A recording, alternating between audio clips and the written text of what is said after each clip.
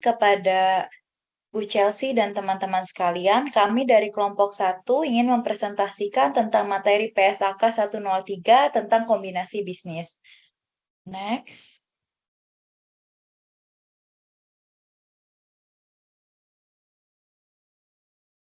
Sebelumnya, perkenalkan anggota kelompok kami terdiri dari saya sendiri, Yuliana Senjaya, NIM 2021 565. Yang kedua ada Reksihan, NIM 2021 503 19. Yang ketiga ada Olinda Viviani, NIM 2022 583. Yang keempat ada Andrew Nicholas Gilbert, NIM 2022 502 40. Yang kelima ada Samuel Joseph, NIM 2022 596.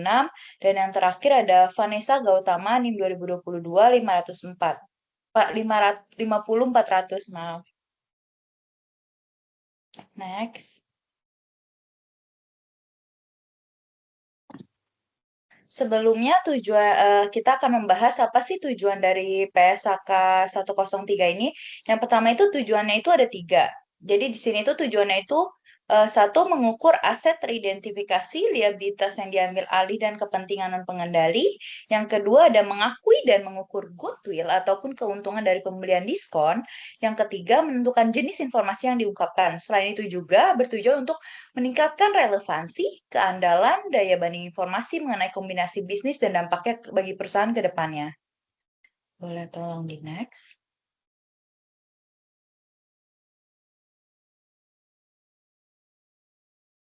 Selanjutnya di sini kita akan membahas tentang ruang lingkup. Ruang lingkup di sini tuh diterapkan untuk transaksi ataupun peristiwa lain yang memenuhi definisi dari bisnis kombinasi yang tidak diterapkan untuk yang pertama itu pembentukan ventura bersama. Yang kedua tentang akuisisi aset kelompok atau kelompok aset yang bukan merupakan suatu bisnis dari suatu entitas. Terus yang ketiga itu kombinasi entitas atau bisnis yang sepengendali.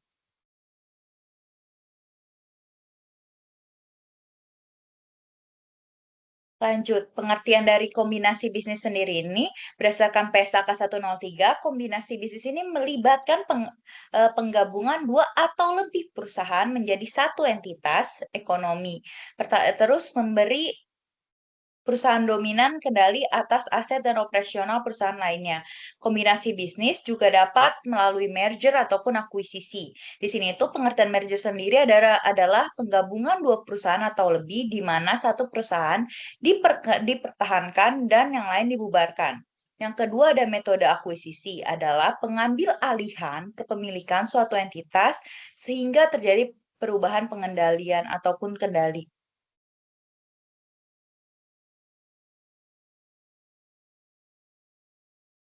Selanjutnya tentang bisnis. Bisnis sendiri ini adalah suatu rangkaian terpadu dari kegiatan dan aset yang mampu diadakan dan dikelola dengan tujuan untuk memberikan hasil dalam bentuk dividen, biaya yang lebih rendah, atau manfaat ekonomi lainnya secara langsung kepada investor ataupun pemilik atau anggota beserta lainnya.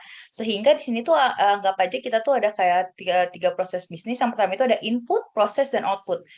Output di sini tuh berupa pembagian dividen kepada pemegang saham.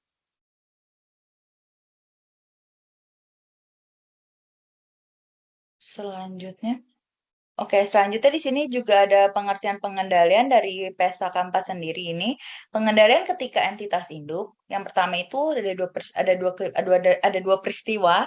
Yang pertama itu memiliki secara langsung ataupun tidak langsung melalui entitas anak lebih dari setengah atau lebih dari 50% yang kekuasaan ataupun suara suatu entitas kecuali dapat ditunjukkan secara jelas bahwa kepemilikan tersebut tidak diikuti dengan pengendalian.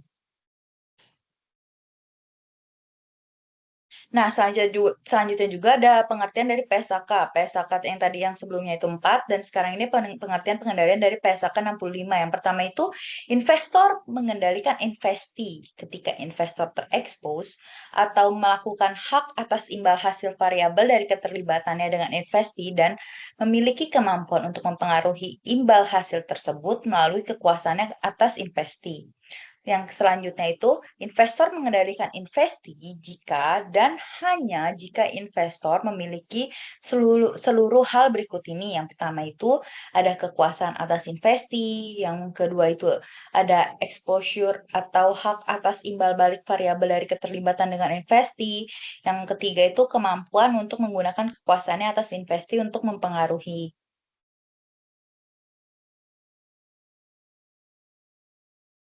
Boleh tolong di next. Nah, tadi kan saya sudah menjelaskan melalui metode merger dan akuisisi. Di sini kita akan membahas tentang metode akuisisi.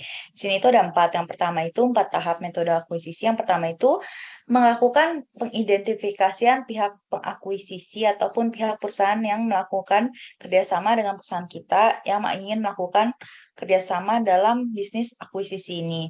Yang kedua itu penentuan tanggal akuisisi. Yang ketiga itu pengakuan dan pengukuran aset, teridentifikasi, liabilitas yang diambil alih, dan kepentingan non-pengendali. Yang keempat itu ada pengakuan dan pengukuran goodwill ataupun keuntungan dari pembelian diskon.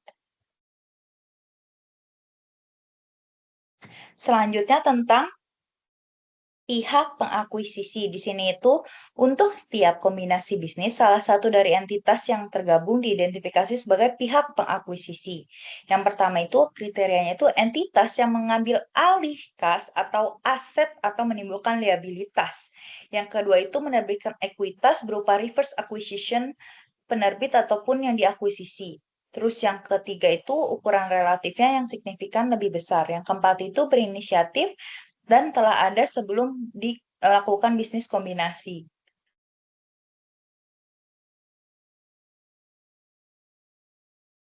Boleh tolong di next. Nah, di sini saya akan membahas tentang penentuan tanggal akuisisi. Pihak pengakuisisi mengidentifikasi tanggal akuisisi, yaitu tanggal pihak pengakuisisi memperoleh pengendalian atas pihak yang diakuisisi. Di sini itu, tanggal pengakuisisi secara hukum mengalihkan imbalan, memperoleh aset, dan mengambil alih liabilitas pihak yang diakuisisi, yaitu tanggal penutupan. Terus yang kedua itu dapat terjadi baik sebelum ataupun sesudah tanggal penutupan. Yang ketiga itu harus mempertimbangkan semua fakta dan keadaan. Selanjutnya tadi ada kita membahas tentang pengakuan. Pengakuan di sini tuh ada beberapa ketentuan. Di sini tuh pada tanggal akuisisi, pihak pengakuisisi mengakui secara terpisah dari goodwill, aset teridentifikasi yang diperoleh, liabilitas yang diambil alih, dan kepentingan non-pengendali yang diakuisisi. Yang di sini tuh persyaratannya itu harus memenuhi definisi aset dan kewajiban wajib kepada KDPPLK pada tanggal akuisisi, terus yang merupakan bagian yang dipertukarkan antara pihak akuisisi dan pihak yang diakuisisi dalam transaksi kombinasi bisnis, yang dalam arti bukan hasil transaksi yang terpisah. Terus yang ketiga itu memungkinkan munculnya aset dan liabilitas yang sebelumnya tidak diakui oleh pihak yang diakuisisi. Terus ada juga pengecualian, yaitu contohnya itu sewa operasi.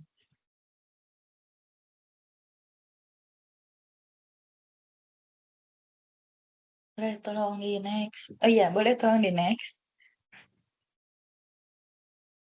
Tadi sebelumnya, tadi kecepatan, maaf, maaf tadi lemah. Nah, selanjutnya tadi saya akan membahas tentang pengecualian, pengakuan, pengukuran. Yang pertama itu dari pengakuan. Pengakuan sendiri itu, contohnya itu liabilitas kontingensi yang didasarkan pada PSAK 57, tapi di sini untuk kombinasi bisnis tidak berlaku. Terus ada juga pengukuran dan pengakuan. Di sini itu ada dari pajak penghasilan yang berasal dari PSAK 46, imbalan kerja yang berasal dari PSAK 24, dan aset indemnifikasi atau nilai yang dijamin. Terus di sini juga ada tentang pengukuran. Pengukuran ini tuh yang diambil itu hak yang diperoleh kembali, aset tak berwujud, terus penghargaan pembayaran berbasis saham, terus aset yang dimiliki untuk dijual berdasarkan PSAK 58. Selanjutnya kita akan membahas tentang goodwill. Goodwill sendiri ini itu pihak pengakuisisi mengakui goodwill pada tanggal akuisisi yang diukur sebagai selisih lebih atas yang pertama itu ada nilai agregat dan B selisih jumlah dari aset identifikasi. Di sini itu ada nilai agregat. Nilai agregat itu dari imbalan yang dialihkan yang berupa nilai wajar tanggal akuisisi. Yang kedua itu kepentingan dan pengendali pada pihak yang diakuisisi. Yang ketiga itu untuk kombinasi bisnis yang dilakukan secara bertahap. Nilai wajar pada tanggal akuisisi, kepentingan ekuitas yang sebelumnya dimiliki oleh pihak pengakuisisi pada pihak yang diakuisisi. Boleh tolong di next. Selanjutnya, kita masih membahas tentang goodwill. Di sini tuh ada beberapa persyaratan.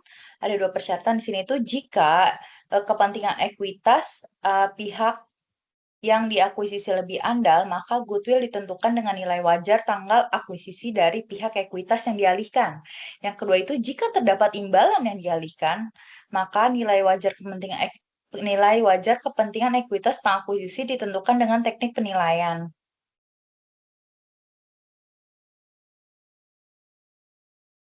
Selanjutnya ada pembelian diskon.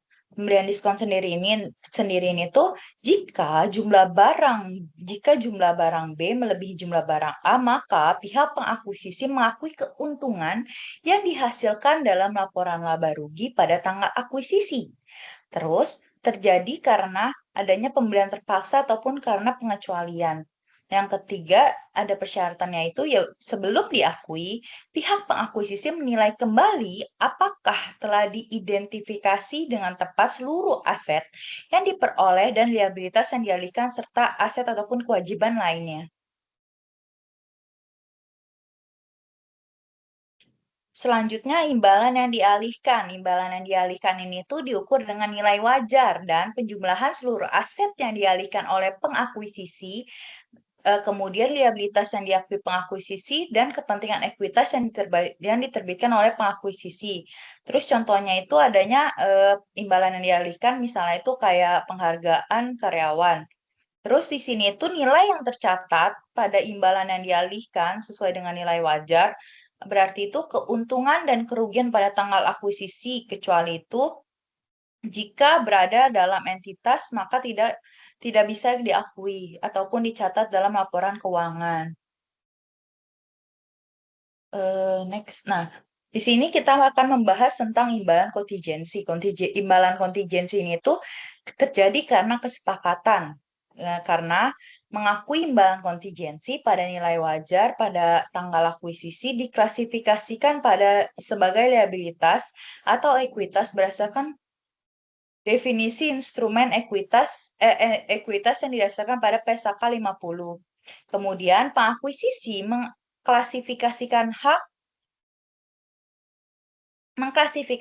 hak atas imbal hasil dari bagian imbalan yang dialihkan sebelumnya sebagai aset jika memenuhi kondisi tertentu. Di sini itu ada skema jika perusahaan yang diakuisisi dalam 2 tahun pertama meningkat lebih dari 10%, maka akan diberikan tambahan pembayaran sebesar 10% juga dari kenaikan laba atas 10% tersebut.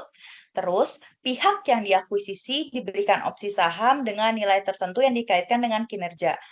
Baik, selanjutnya akan dilanjutkan oleh rekan saya. Oke, selanjutnya ada kepemilikan sebelumnya, akuisisi bertahap. Pihak mengakuisisi mengukur kepentingan ekuitas yang dimiliki sebelumnya pada pihak yang diakuisisi pada nilai wajar tanggal akuisisi dan mengakui keuntungan dan kerugian yang dihasilkan.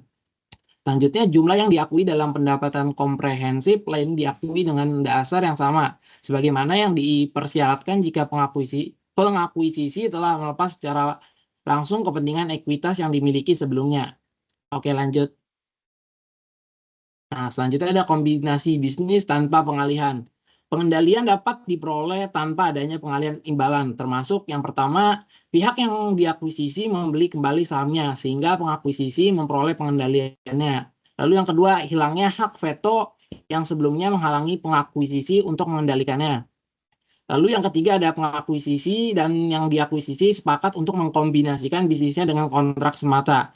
Contoh penggabungan dua bisnis bersama-sama dalam satu kesepakatan gabungan atau bisa disebut dengan stapling arrangement, atau pembentukan perusahaan yang tercatat di dua bursa atau dual listed corporation. Nah, pengakuan sesuai PSAK ini memunculkan kepentingan non-pengendali yang dominan atas seluruhnya. Oke, lanjut. Nah, periode pengukuran. Jika proses kombinasi bisnis belum selesai pada akhir periode pelaporan, maka pihak pengakuisisi melaporkan jumlah sementara untuk pos-pos item yang proses akuntansinya belum selesai. Selanjutnya, pihak pengakuisisi menyesuaikan secara retrospektif jumlah sementara yang diakui pada tanggal akuisisi untuk mencerminkan informasi baru yang diperoleh tentang fakta dan keadaan yang ada pada tanggal akuisisi dan berdampak pada pengukuran yang diakui. Lalu selanjutnya ada pihak pengakuisisi mengakui aset dan liabilitas tambahan jika informasi baru diperoleh mengenai fakta dan keadaan yang ada pada tanggal akuisisi. Selanjutnya ada periode pengukuran berakhir segera setelah pihak pengakuisisi menerima informasi yang dicari tentang fakta dan keadaan yang ada pada tanggal akuisisi, atau mempelajari bahwa informasi lebih tidak dapat diperoleh. Selanjutnya ada periode pengukuran tidak boleh melebihi 1 tahun dari tanggal akuisisi. Oke, lanjut. Di sini ada elemen yang dikeluarkan. Yang pertama ada hubungan antara pengakuisisi dan diakuisisi sebelum negosiasi bisnis kombinasi yang dimulai. Selanjutnya ada harus mengidentifikasi setiap jumlah yang bukan bagian yang dipertukarkan. Lalu yang ketiga ada pihak pengakuisisi mengakui hanya atas imbalan yang dialihkan untuk pihak yang diakuisisi, serta aset yang diperoleh dan liabilitas yang diambil alih yang dipertukarkan untuk pihak yang diakuisisi sebagai bagian dari penerapan metode akuisisi. Selanjutnya ada transaksi terpisah lainnya yang diperlakukan sesuai dengan SAK yang relevan. Di sini ada pendekatan 2 kolom. Elemen yang dikeluarkan pembayaran yang dilakukan pada saat akuisisi yang tidak termasuk bagian transaksi kombinasi bisnis, mempertimbangkan alasan siapa yang menginisiasi dalam waktu transaksi. Contohnya seperti ini, biaya transaksi, penyelesaian hubungan yang telah ada, remunerasi jasa karyawan di masa mendatang, lalu ada penggantian untuk pihak yang diakuisisi, lalu ada biaya penerbitan saham atau utang, lalu ada pembayaran aset indemnification. Nah, selanjutnya biaya akuisisi dicatat sebagai biaya periode berjalan dengan satu pengecualian. Biaya penerbitan utang dan ekuitas PSAK 55 mengurangi nilai tambahan modal di setor. Oke, selanjutnya ada aset indemnifikasi. Penjual menjamin pihak pengakuisisi untuk ketidakpastian kontingensi atau aset liabilitas tertentu. Misalnya seperti penjual menjamin liabilitas pengakuisisi tidak akan melampaui jumlah tertentu. Pihak pengakuisisi memperoleh aset indemnifikasi saat yang sama dengan saat mengakui hal yang dijamin dan diukur dengan dasar yang sama. Setiap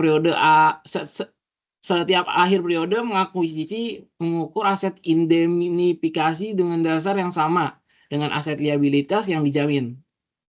Selanjutnya ada pengakuan yang dihentikan jika pengakuisisi mengambil aset atau menjual atau kehilangan haknya.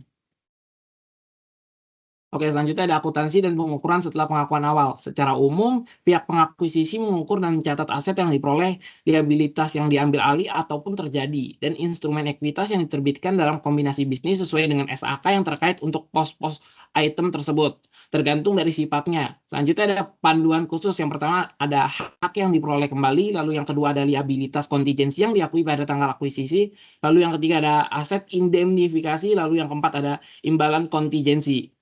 Oke, boleh tolong dilanjut? Oke, selanjutnya ada akuntansi dan pengukuran setelah pengakuan awal. Hak yang diperoleh kembali yaitu diakui sebagai aset tidak berwujud dan diamortisasi selama sisa periode kontraktual yang mendasari kontrak tersebut. Nilai tercatat sebagai dasar untuk menentukan keuntungan dan kerugian jika dijual. Liabilitas kontingensi yang diakui pada tanggal akuisisi diakui selama bulan kadaluarsa atau dibatalkan sebesar nilai yang lebih tinggi dari jumlah yang seharusnya diakui menurut PSAK 57. Selanjutnya ada jumlah yang pada awalnya diakui dikurangi dengan akumulasi amortisasi. Oke, lanjut. Akuntansi dan pengukuran setelah pengakuan awal. asset indemnification.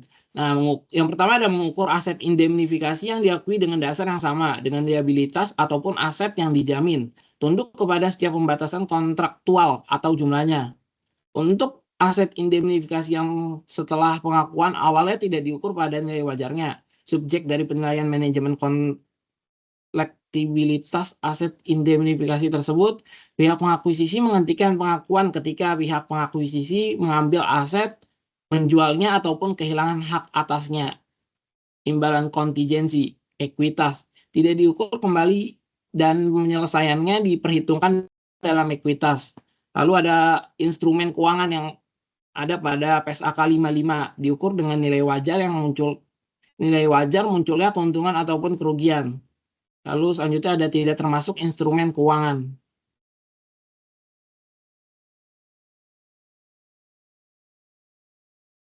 Oke, di sini ada pengungkapan. Pihak pengakuisisi mengungkapkan informasi yang memungkinkan pengguna laporan keuangan dapat mengevaluasi sifat dan dampak keuangan dari kombinasi bisnis yang terjadi. Yang pertama ada selama periode pelaporan berjalan, lalu yang kedua ada setelah akhir periode pelaporan tetapi sebelum tanggal penyelesaian laporan keuangan yang diatur lebih lanjut dalam B64 sampai B66. Pihak pengakuisisi mengungkapkan informasi yang memungkinkan pengguna laporan keuangan dapat mengevaluasi dampak keuangan dari penyelesaian yang diakui pada periode pelaporan berjalan yang berhubungan dengan kombinasi bisnis yang terjadi pada periode tersebut atau periode pelaporan sebelumnya. Oke, lanjut.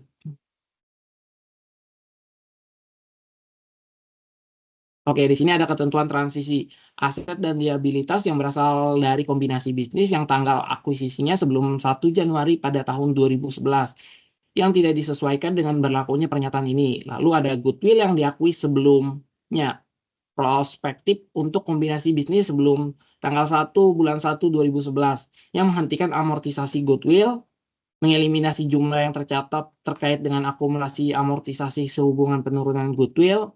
Lalu yang ketiga ada melakukan uji penurunan nilai atas goodwill.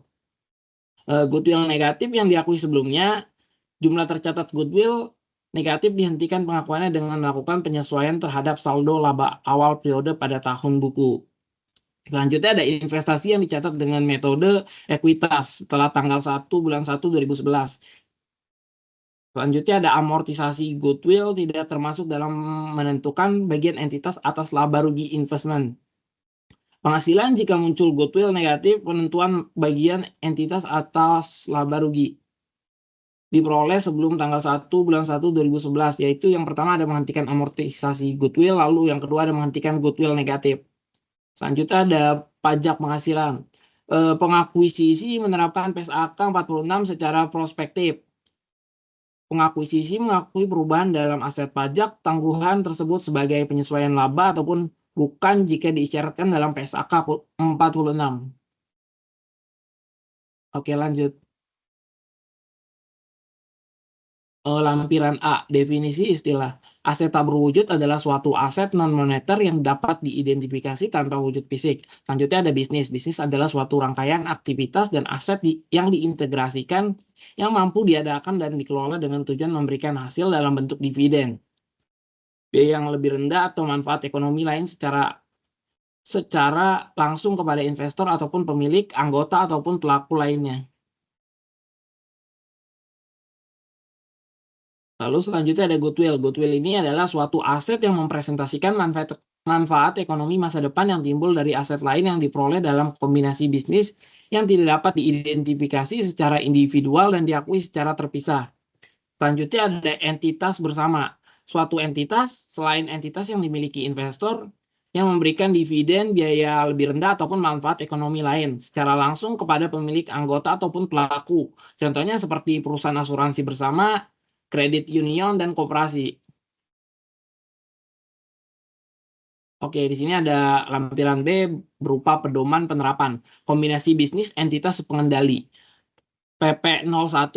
Nah, PSAK ini tidak diterapkan untuk kombinasi bisnis dari entitas ataupun bisnis pengendali. Terus yang PP 02-nya, sekelompok individu dianggap sebagai pengendali suatu entitas. Jika sebagai hasil dari suatu kesepakatan kontraktual, maka maka secara kolektif memiliki kekuasaan untuk mengatur kebijakan keuangan dan operasional entitas sehingga mendapatkan manfaat dari aktivitas entitas tersebut. Lalu yang selanjutnya PP 03 itu suatu entitas mungkin dikendalikan oleh individu ataupun kelompok individu yang bertindak bersama berdasarkan kesepakatan kontraktual. Dan individu ataupun kelompok tersebut mungkin tidak tunduk pada ketentuan pelaporan keuangan berdasarkan SHK. Selanjutnya ada PP 04, besarnya kepentingan non-pengendali pada setiap entitas yang dikombinasi sebelum dan setelah kombinasi bisnis bukan hal yang relevan untuk mengatur apakah kombinasi ini melibatkan entitas sepengendali. Selanjutnya ada identifikasi kombinasi bisnis. PP 05. PSAK ini mendefinisikan kombinasi bisnis sebagai suatu transaksi ataupun peristiwa lain yang di mana pihak pengakuisisi memperoleh pengendalian atas satu ataupun lebih bisnis. Pihak pengakuisisi mungkin memperoleh pengendalian atas pihak diakuisisi dengan beberapa cara. Selanjutnya ada PP 06. Suatu kombinasi bisnis mungkin dirancang dengan berbagai cara untuk alasan hukum, perpajakan, ataupun alasan lain, yang termasuk tetapi tidak terbatas pada satu atau lebih bisnis menjadi entitas anak dari pihak pengakuisisi ataupun aset neto dari satu atau lebih bisnis secara hukum yang digabungkan ke pihak pengakuisisi. Selanjutnya ada PP 07. Suatu bisnis terdiri dari input dan proses yang diterapkan pada input tersebut dan mampu menghasilkan output. Walaupun bisnis biasanya menghasilkan output, akan tetapi output tidak diisyaratkan untuk suatu rangkaian yang diintegrasikan agar dapat disebut sebuah bisnis. Oke, selanjutnya akan dilanjutkan oleh teman saya. Terima kasih. Terima kasih, saya akan melanjutkan materi tadi. Selanjutnya ada PP 08, supaya mampu dilaksanakan dan dikelola sesuai tujuan yang didefinisikan.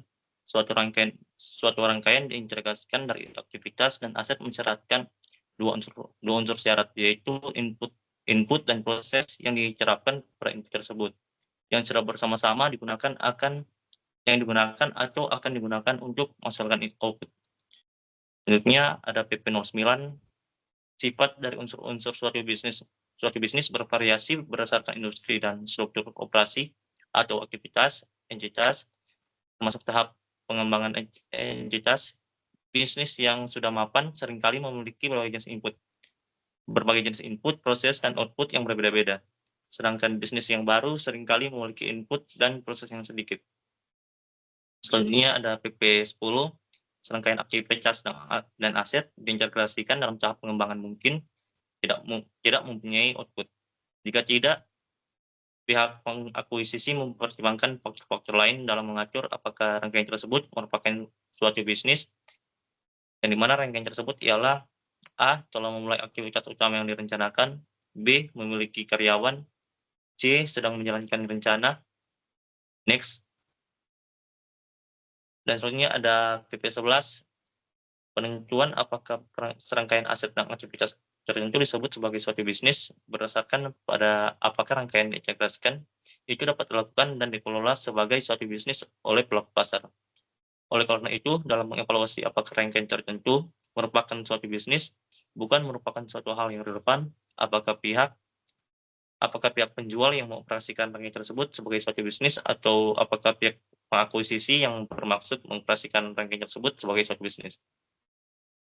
Selanjutnya PP 12, dalam hal tidak ada bukti sebaliknya, rangkaian aset dan aktivitas tertentu yang mempunyai goodwill dianggap sebagai suatu bisnis. Akan tetapi, suatu bisnis tidak harus mempunyai goodwill. Selanjutnya PP 13, pedoman dalam PSAK 65, laporan keuangan konsolidasian digunakan untuk mengidentifikasi pihak pengakuisisi, yaitu entitas yang memperoleh pengendalian atas pihak diakuisisi. PP 14, dalam suatu kombinasi bisnis yang terutama disebabkan oleh pengalihan kas atau aset lain atau timbulnya liabilitas, pihak pengakuisisi biasanya merupakan entitas yang mengalihkan kas atau aset lain atau menimbulkan liabilitas. PP 15, dalam suatu kombinasi bisnis yang terutama disebabkan oleh pertukaran kepentingan ekuitas, pihak mengakuisisi biasanya adalah entitas yang menerbitkan kepentingan, yang dimana ekuitas tersebut dalam beberapa kombinasi bisnis yang biasa disebut akuisisi terbalik entitas yang menerbitkan ekuitas tersebut merupakan pihak yang diakuisisi. Next. PP 16, pihak pengakuisisi biasanya merupakan entitas yang bergabung yang ukuran relatifnya atau diukur dengan sebagai contoh aset, penghasilan atau laba yang secara signifikan lebih besar dari ukuran entitas yang bergabung. PP 17, dalam suatu kombinasi bisnis yang melibatkan lebih dari 2 entitas, penentuan pihak pengakuisisi mempertimbangkan antara lain entitas yang bergabung yang berinisiatif untuk melakukan kombinasi serta ukuran relatif dari entitas yang bergabung. PP 18, entitas baru yang terbentuk dalam rangka kombinasi bisnis tidak selalu merupakan pihak pengakuisisi. Jika entitas baru dibentuk untuk menerbitkan kepentingan ekuitas dalam rangka kombinasi bisnis, maka salah satu entitas yang bergabung yang telah ada sebelum kombinasi bisnis diidentifikasikan sebagai pihak pengakuisisi dengan menerapkan pedoman dalam paragraf PP 13 sampai PP 17. Sebaliknya, entitas baru yang mengalihkan kas atau aset lainnya dapat menimbulkan liabilitas sebagai imbalan mungkin merupakan pihak pengakuisisi. Next. Selanjutnya ada akuisisi terbalik, di mana PP 19, akuisisi terbalik terjadi jika entitas yang menerbitkan efek atau pihak pengakuisisi secara hukum diidentifikasikan sebagai pihak diakuisisi untuk tujuan akuntan berdasarkan pedoman dalam paragraf PP 13 sampai PP 18. Entitas yang kepentingan ekuitasnya diperoleh atau pihak diakuisisi secara hukum harus menjadi pihak pengakuisisi untuk tujuan akuntansi dalam transaksi yang merupakan akuisisi terbalik. Sebagai contoh, akuisisi terbalik terkadang terjadi ketika suatu entitas tertutup ingin menjadi entitas terbuka, tapi tidak ingin mendaftarkan efek ekuitasnya. Untuk mencapai hal tersebut, entitas tertutup akan merancang agar entitas terbuka mengakuisisi kepentingan ekuitasnya sebagai pertukaran atau kepentingan ekuitas entitas terbuka tersebut. PP 20, dalam suatu akuisisi terbalik, pihak pengakuisisi secara akuntansi biasanya tidak memberikan imbalan kepada pihak diakuisisi. Sebaliknya, pihak diakuisisi secara akuntansi biasanya menerbitkan efek ekuitasnya kepada pemilik pihak pengakuisisi secara akuntansi. Sejalan dengan hal tersebut, nilai wajar pada tanggal akuisisi dari imbalan yang dialihkan oleh pihak pengakuisisi secara akuntansi untuk kepentingannya pada pihak diakuisisi secara akuntansi didasarkan pada jumlah kepentingan ekuitas yang seharusnya diterbitkan oleh entitas anak secara hukum untuk memberikan kepada pemilik entitas induk secara hukum presentasi kepentingan ekuitas yang sama dalam entitas hasil kombinasi sebagai hasil dari akuisisi terbalik. PP 21, laporan keuangan konsolidasi yang disusun setelah akuisisi terbalik diterbitkan dengan menggunakan nama entitas induk secara hukum atau pihak diakuisisi secara akuntan, tetapi dideskripsikan dalam catatan atau atas laporan keuangan sebagai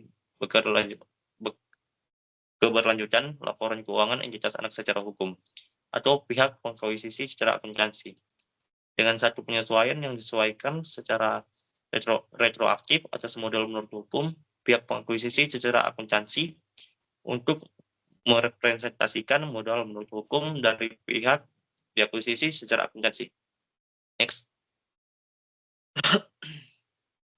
PP 22, karena laporan keuangan konsolidasian menjanjikan keberlanjutan laporan keuangan entitas anak secara hukum, kecuali untuk struktur modalnya. Laporan keuangan konsolidasian mempresentasikan A. Aset dan liabilitas dari entitas anak secara hukum atau pihak pengakuisisi secara akuntansi yang diakui dan diukur pada nilai tercatatnya sebelum kombinasi bisnis. B. Aset dan liabilitas dari entitas induk secara hukum atau pihak diakuisisi secara akuntansi yang diakui dan diukur sesuai PSAK ini. C. Saldo laba dan saldo ekuitas lainnya dari entitas anak secara hukum atau pihak pengakuisisi secara akuntansi sebelum kombinasi bisnis. Next.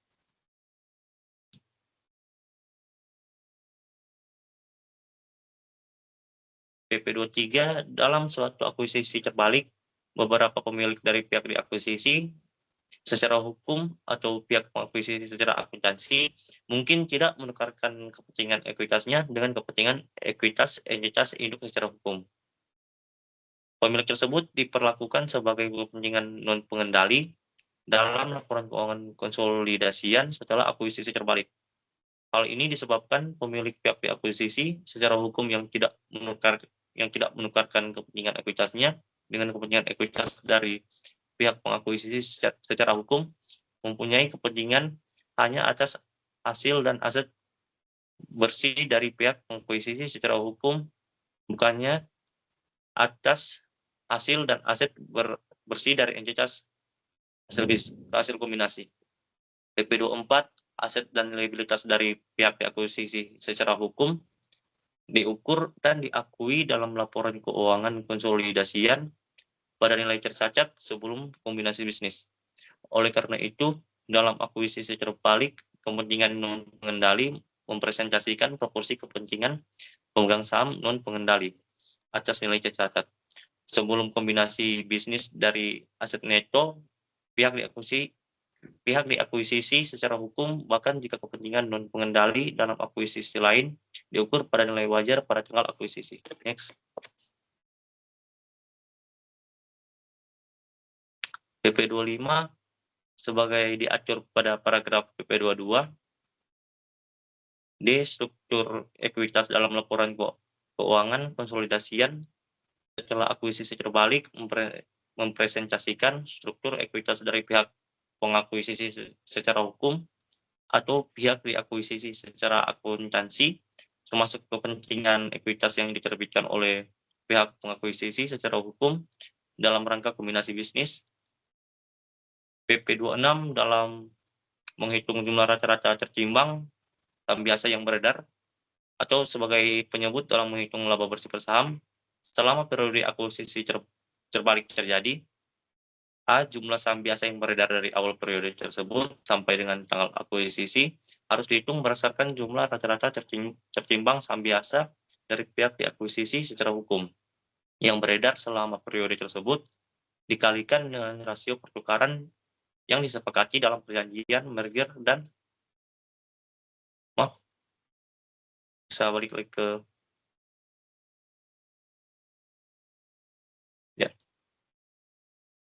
dan jumlah saham biasa yang beredar dari tanggal akuisisi sampai akhir periode tersebut merupakan jumlah aktual dari jumlah saham biasa pada pihak pengakuisisi hukum yang beredar selama periode tersebut.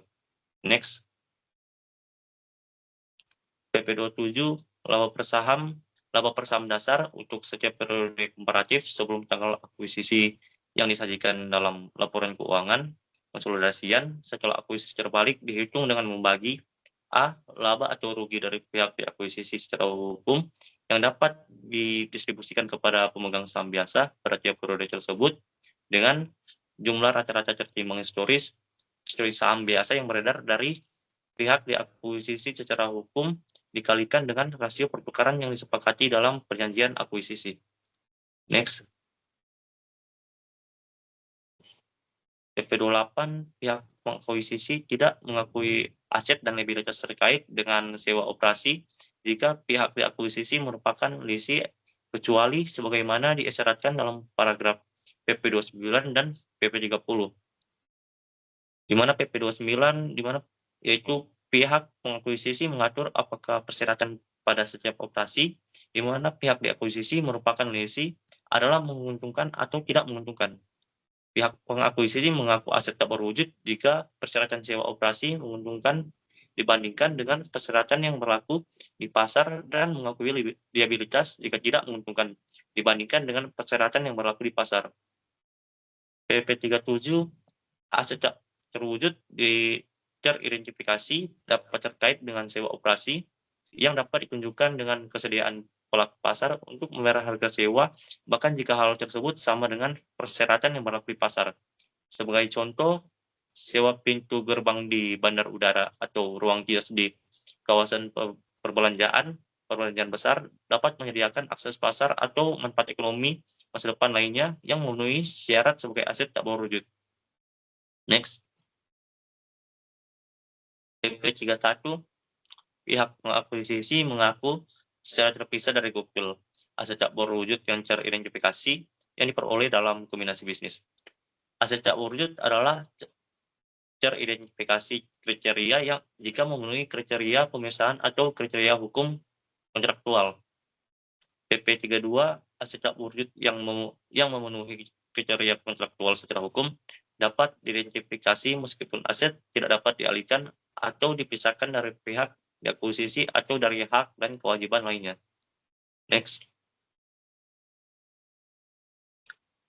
PP 33, kriteria pemisahan berarti bahwa aset tak berwujud yang diperoleh dapat dipisahkan atau dibagi dari pihak diakuisisi dan dijual, dialihkan, dilisisikan, direntalkan, tukarkan baik secara individual maupun bersama-sama dengan kontrak terkait aset teridentifikasi atau liabilitas. PP 34, aset tak berwujud yang dapat dipisahkan secara individual dari pihak diakuisisi atau entitas hasil kombinasi memenuhi kriteria pemisahan jika aset tersebut dapat dipisahkan dalam kombinasi dengan kontrak yang terkait, aset liabilitas atau teridentifikasi. Next. PP 35, sebagai bagian dari kombinasi bisnis, pihak pengakuisisi dapat memperoleh sebagai suatu hak yang sebelumnya diberikan kepada pihak akuisisi untuk menggunakan satu atau lebih aset pihak pengakuisisi yang diakui atau tidak diakui. PP 36, jika persyaratan kontrak menimbulkan hak yang diperoleh kembali menguntungkan atau tidak menguntungkan dibandingkan dengan persyaratan transaksi pasar saat ini untuk item yang sama atau serupa, maka pihak pengakuisisi wajib mengakui keuntungan atau kerugian penyelesaian. PP 37, pihak pengakuisisi memasukkan ke dalam goodwill nilai aset tak berwujud yang diperoleh yang tidak teridentifikasi pada tanggal akuisisi. Sebagai contoh, pihak pengakuisisi dapat mengatribusikan nilai pada sekumpulan tenaga kerja yang merupakan kumpulan karyawan yang ada yang memungkinkan pihak pengakuisisi melanjutkan operasi bisnis yang diperoleh sejak tanggal akuisisi.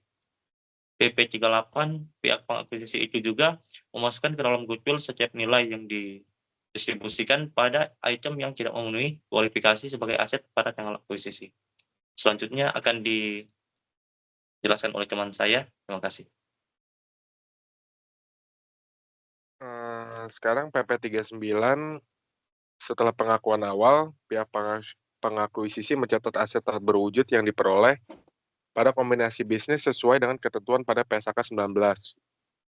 Aset tak berwujud akan tetapi sebagaimana dideskripsikan dalam PSAK 19 paragraf 3, perlakuan akuntansi untuk beberapa aset tak berwujud yang diperoleh setelah pengakuan awal diatur dalam PSAK lain. Kemudian PP 40, kriteria keteridentifikasian mengatur apakah aset tak berwujud diakui secara terpisah dari goodwill. Akan tetapi, kriteria tersebut tidak memberikan pedoman untuk mengukur nilai wajar aset tak berwujud maupun membatasi asumsi yang digunakan dalam mengukur nilai wajar aset tak berwujud. Next.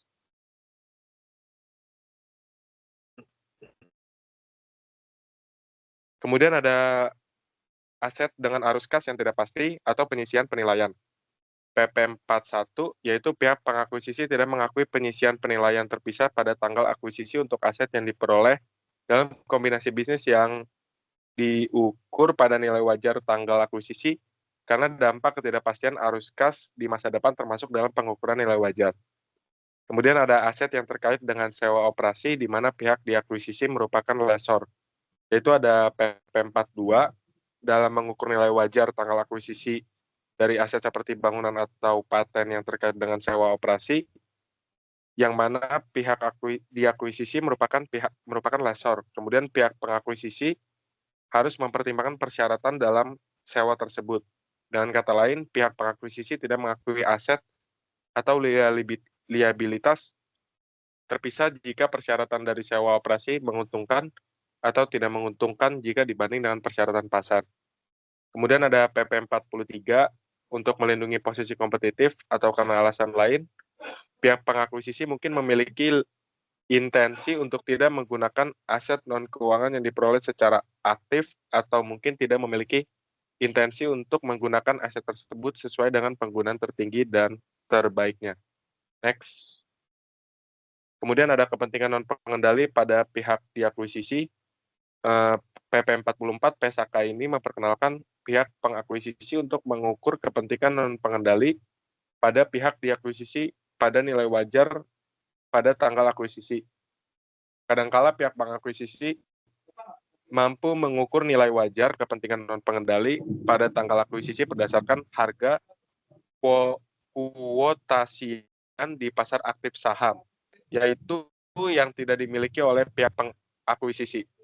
Kemudian ada PP 45, yaitu nilai wajar per saham kepentingan pihak pengakuisisi pada pihak diakuisisi dan pihak kepentingan non-pengendali dapat berbeda. Perbedaan utama mungkin karena dimasukkannya premium pengendalian dalam nilai wajar per saham kepentingan pihak pengakuisisi pada pihak diakuisisi atau sebaliknya.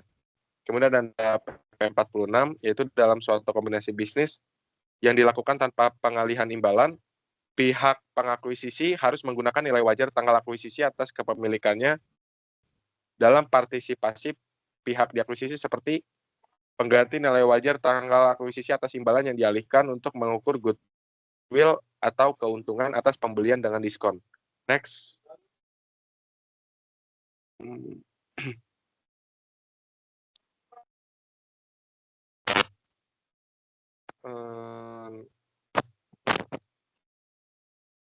Next.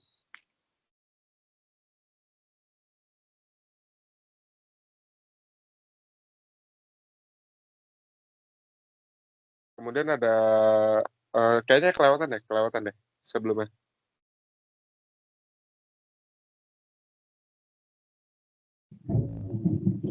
Nah, kemudian ada PP 47, yaitu jika dua entitas bersama berkombinasi, maka nilai wajar kepentingan, ekuitas atau kepentingan anggota pada pihak diakuisisi mungkin dapat diukur secara lebih andal dibandingkan dengan nilai wajar kepentingan anggota yang dialihkan oleh pihak pengakuisisi. Kemudian ada PP 48, walaupun dalam beberapa hal serupa dengan bisnis lain, entitas bersama memiliki karakteristik berbeda yang terutama timbul karena anggotanya adalah dan pemilik. Anggota entitas bersama umumnya mengharapkan untuk menerima manfaat atas keanggotaannya. Kemudian ada PP 49, yaitu pengukuran nilai wajar entitas bersama mencakup asumsi yang akan dibuat pelaku pasar tentang manfaat masa depan anggota serta asumsi lain yang relevan yang dibuat pelaku pasar tentang entitas bersama. Next.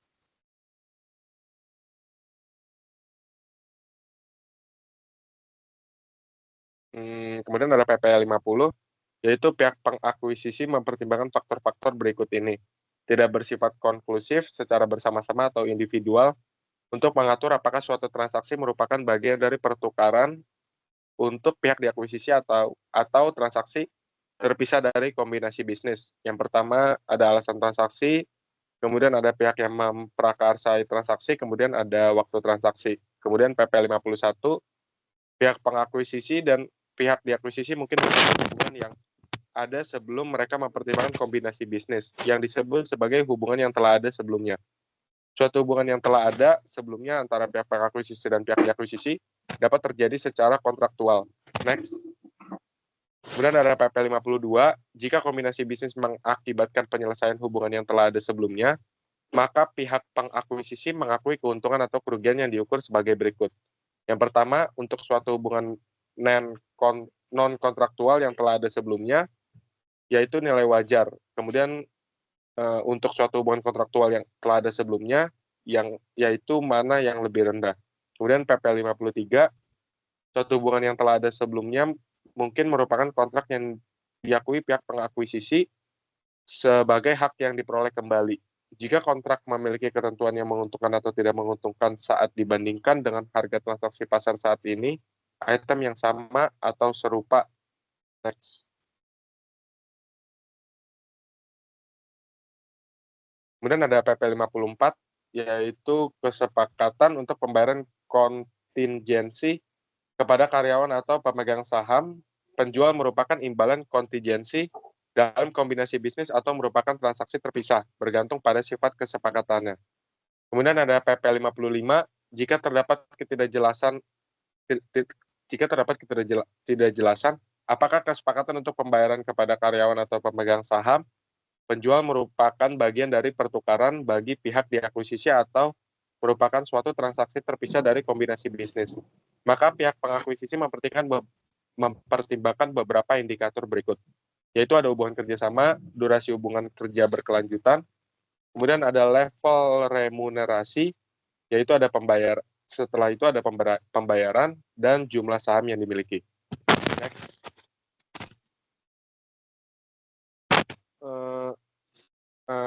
Kemudian ada hubungan kerja berkelanjutan, yaitu persyaratan dalam hubungan kerja berkelanjutan oleh pemegang saham, penjual yang menjadi karyawan kunci mungkin merupakan indikator dari substansi kesepakatan imbalan kontingensi. Persyaratan yang berkaitan dengan hubungan kerja berkelanjutan mungkin termasuk dalam suatu kontrak kerja, perjanjian akuisisi, atau beberapa dokumen lain. Kemudian ada durasi hubungan kerja berkelanjutan, yaitu jika periode yang diisyaratkan dalam hubungan kerja bersamaan dengan atau lebih lama dari periode pembayaran kontingensi, maka fakta tersebut mungkin mengindikasikan bahwa pembayaran kontingensi secara substansi merupakan remunerasi. Kemudian ada level remunerasi, yaitu situasi di mana remunerasi karyawan selain pembayaran kontingensi berada pada tingkat yang wajar dibandingkan dengan remunerasi karyawan kunci lainnya. Dalam entitas hasil kombinasi mungkin mengindikasikan bahwa pembayaran kontingensi merupakan imbalan tambahan, bukannya remunerasi.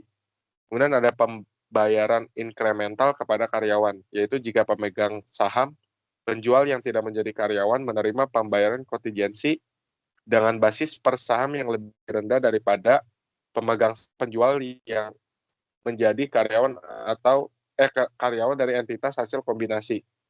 Maka fakta tersebut mengindikasikan bahwa jumlah inkremental dari pembayaran penjual yang menjadi karyawan merupakan remunerasi. Ada sebelumnya.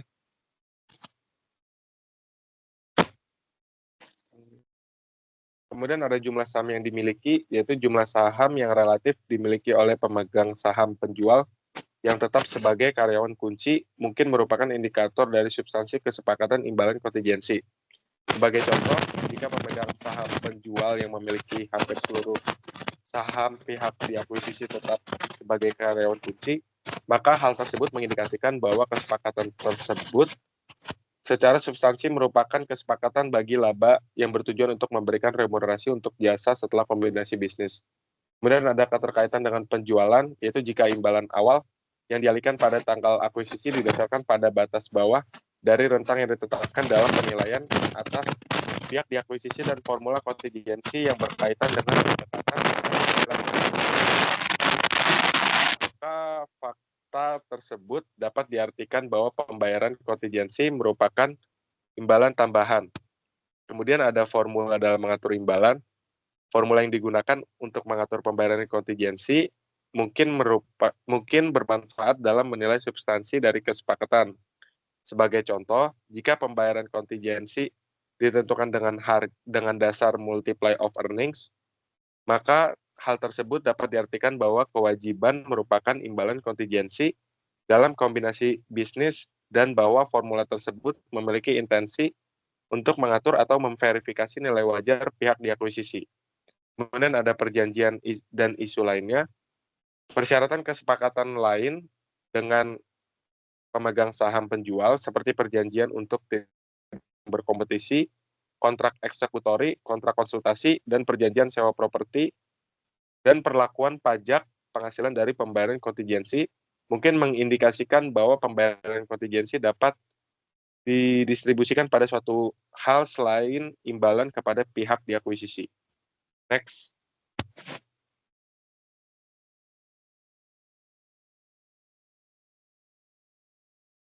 Kemudian ada penghargaan berbasis saham pihak pengakuisisi yang dipertukarkan dengan penghargaan yang dimiliki oleh karyawan pihak diakuisisi, yaitu penerapan paragraf 52B. yaitu ada PP 56, yaitu pihak pengakuisisi dapat mempertukarkan penghargaan pembayaran berbasis saham, yaitu penghargaan pengganti, dengan penghargaan yang dimiliki oleh karyawan pihak diakuisisi. Pihak pengakuisisi berkewajiban untuk mengganti penghargaan pihak diakuisisi jika diakuisisi atau karyawannya mempunyai kemampuan untuk memaksa penggantian. Sebagai contoh, untuk memenuhi tujuan dalam penerapan pedoman ini, pihak pengakuisisi berkewajiban untuk mengganti penghargaan pihak diakuisisi. Jika penggantian tersebut disyaratkan oleh persyaratan perjanjian akuisisi, persyaratan penghargaan pihak diakuisisi, kemudian perundang-undangan dan peraturan yang berlaku. Kemudian ada PP 57, untuk mengatur bagian penghargaan pengganti yang merupakan bagian imbalan yang dialihkan kepada pihak diakuisisi dan bagian yang merupakan remunerasi untuk jasa setelah kombinasi bisnis, pihak pengakuisisi mengukur penghargaan pengganti yang diberikan oleh pihak pengakuisisi dan penghargaan pihak diakuisisi pada tanggal akuisisi sesuai dengan PSAK 53, yaitu pembayaran berbasis saham. Next.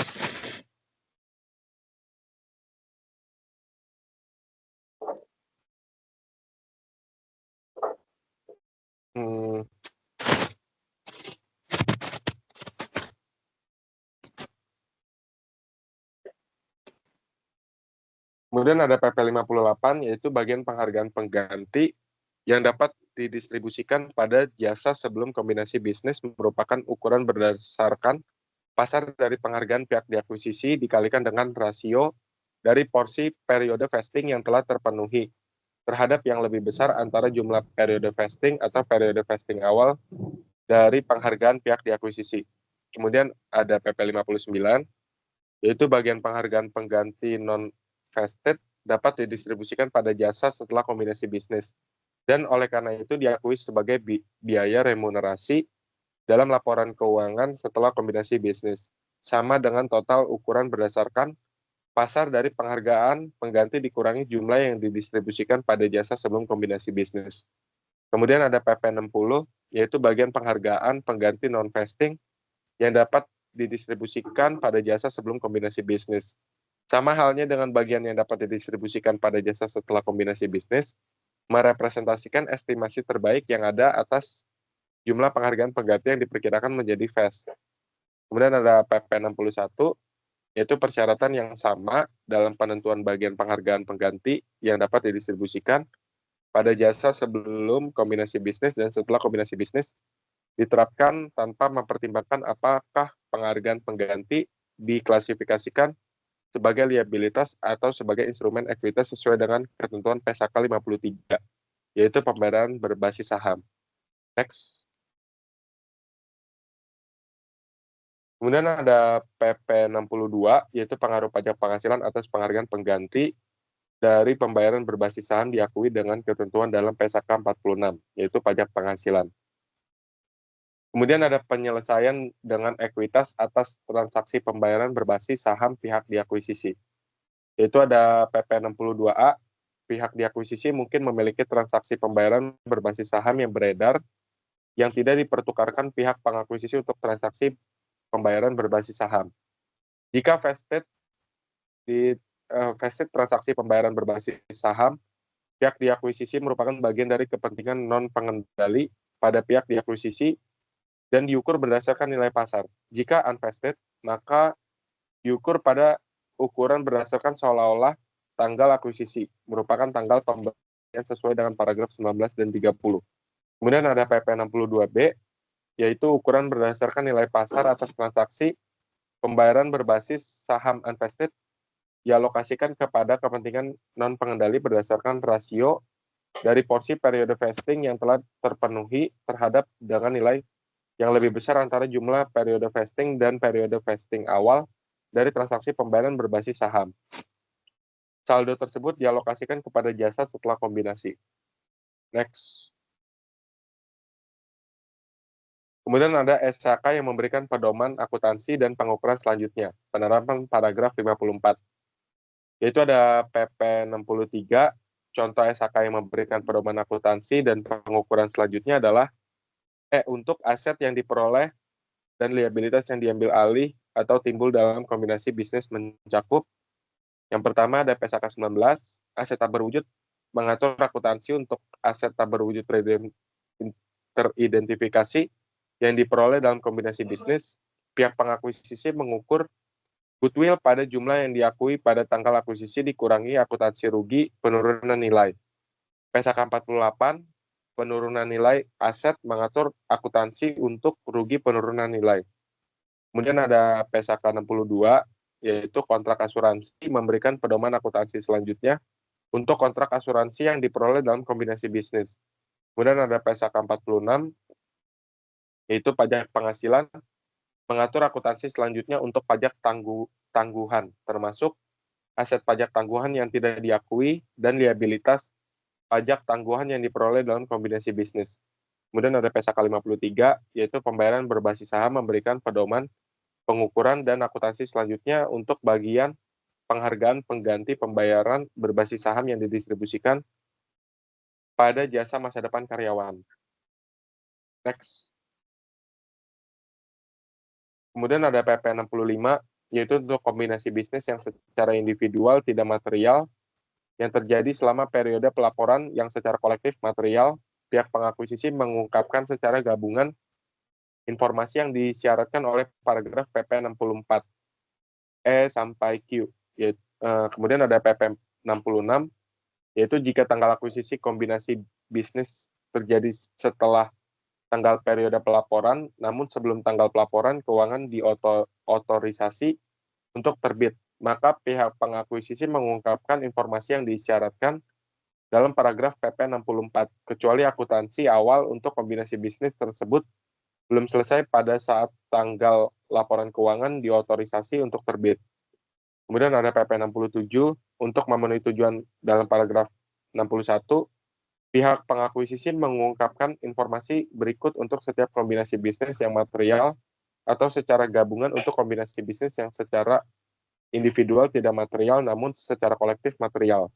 Kemudian ada PP 67, untuk memenuhi tujuan dalam paragraf 61, pihak pengakuisisi mengungkapkan informasi berikut untuk setiap kombinasi bisnis yang material atau secara gabungan untuk kombinasi bisnis yang secara individual tidak material namun secara kolektif material. Next.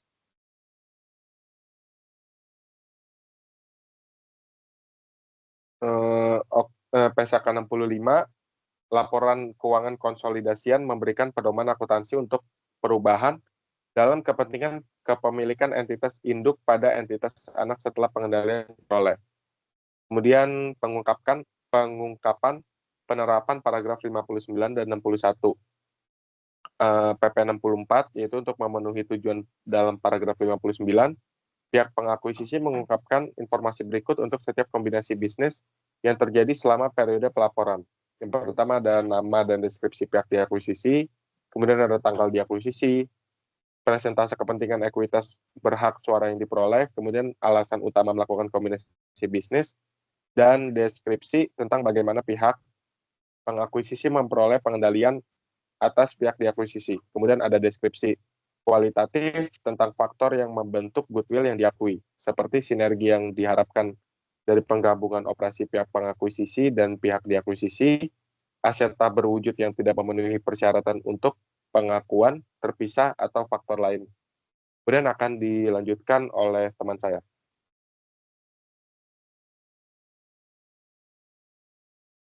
Selanjutnya kita akan masuk ke dalam ketentuan transisi untuk kombinasi bisnis yang melibatkan hanya entitas bersama atau kontrak semata. Itu ada dari penerapan paragraf ke-66.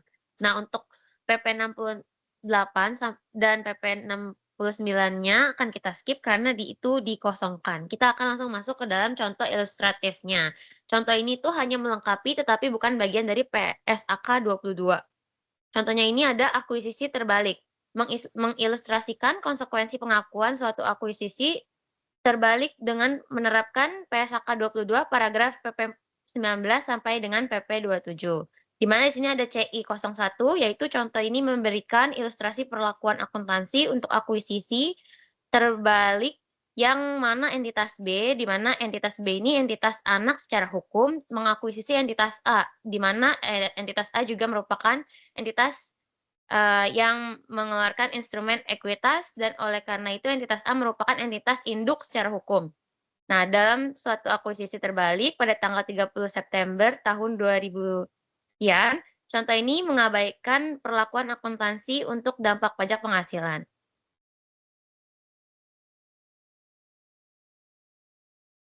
Next. Nah, ini ada CI02 di mana ini ada laporan SOFP-nya.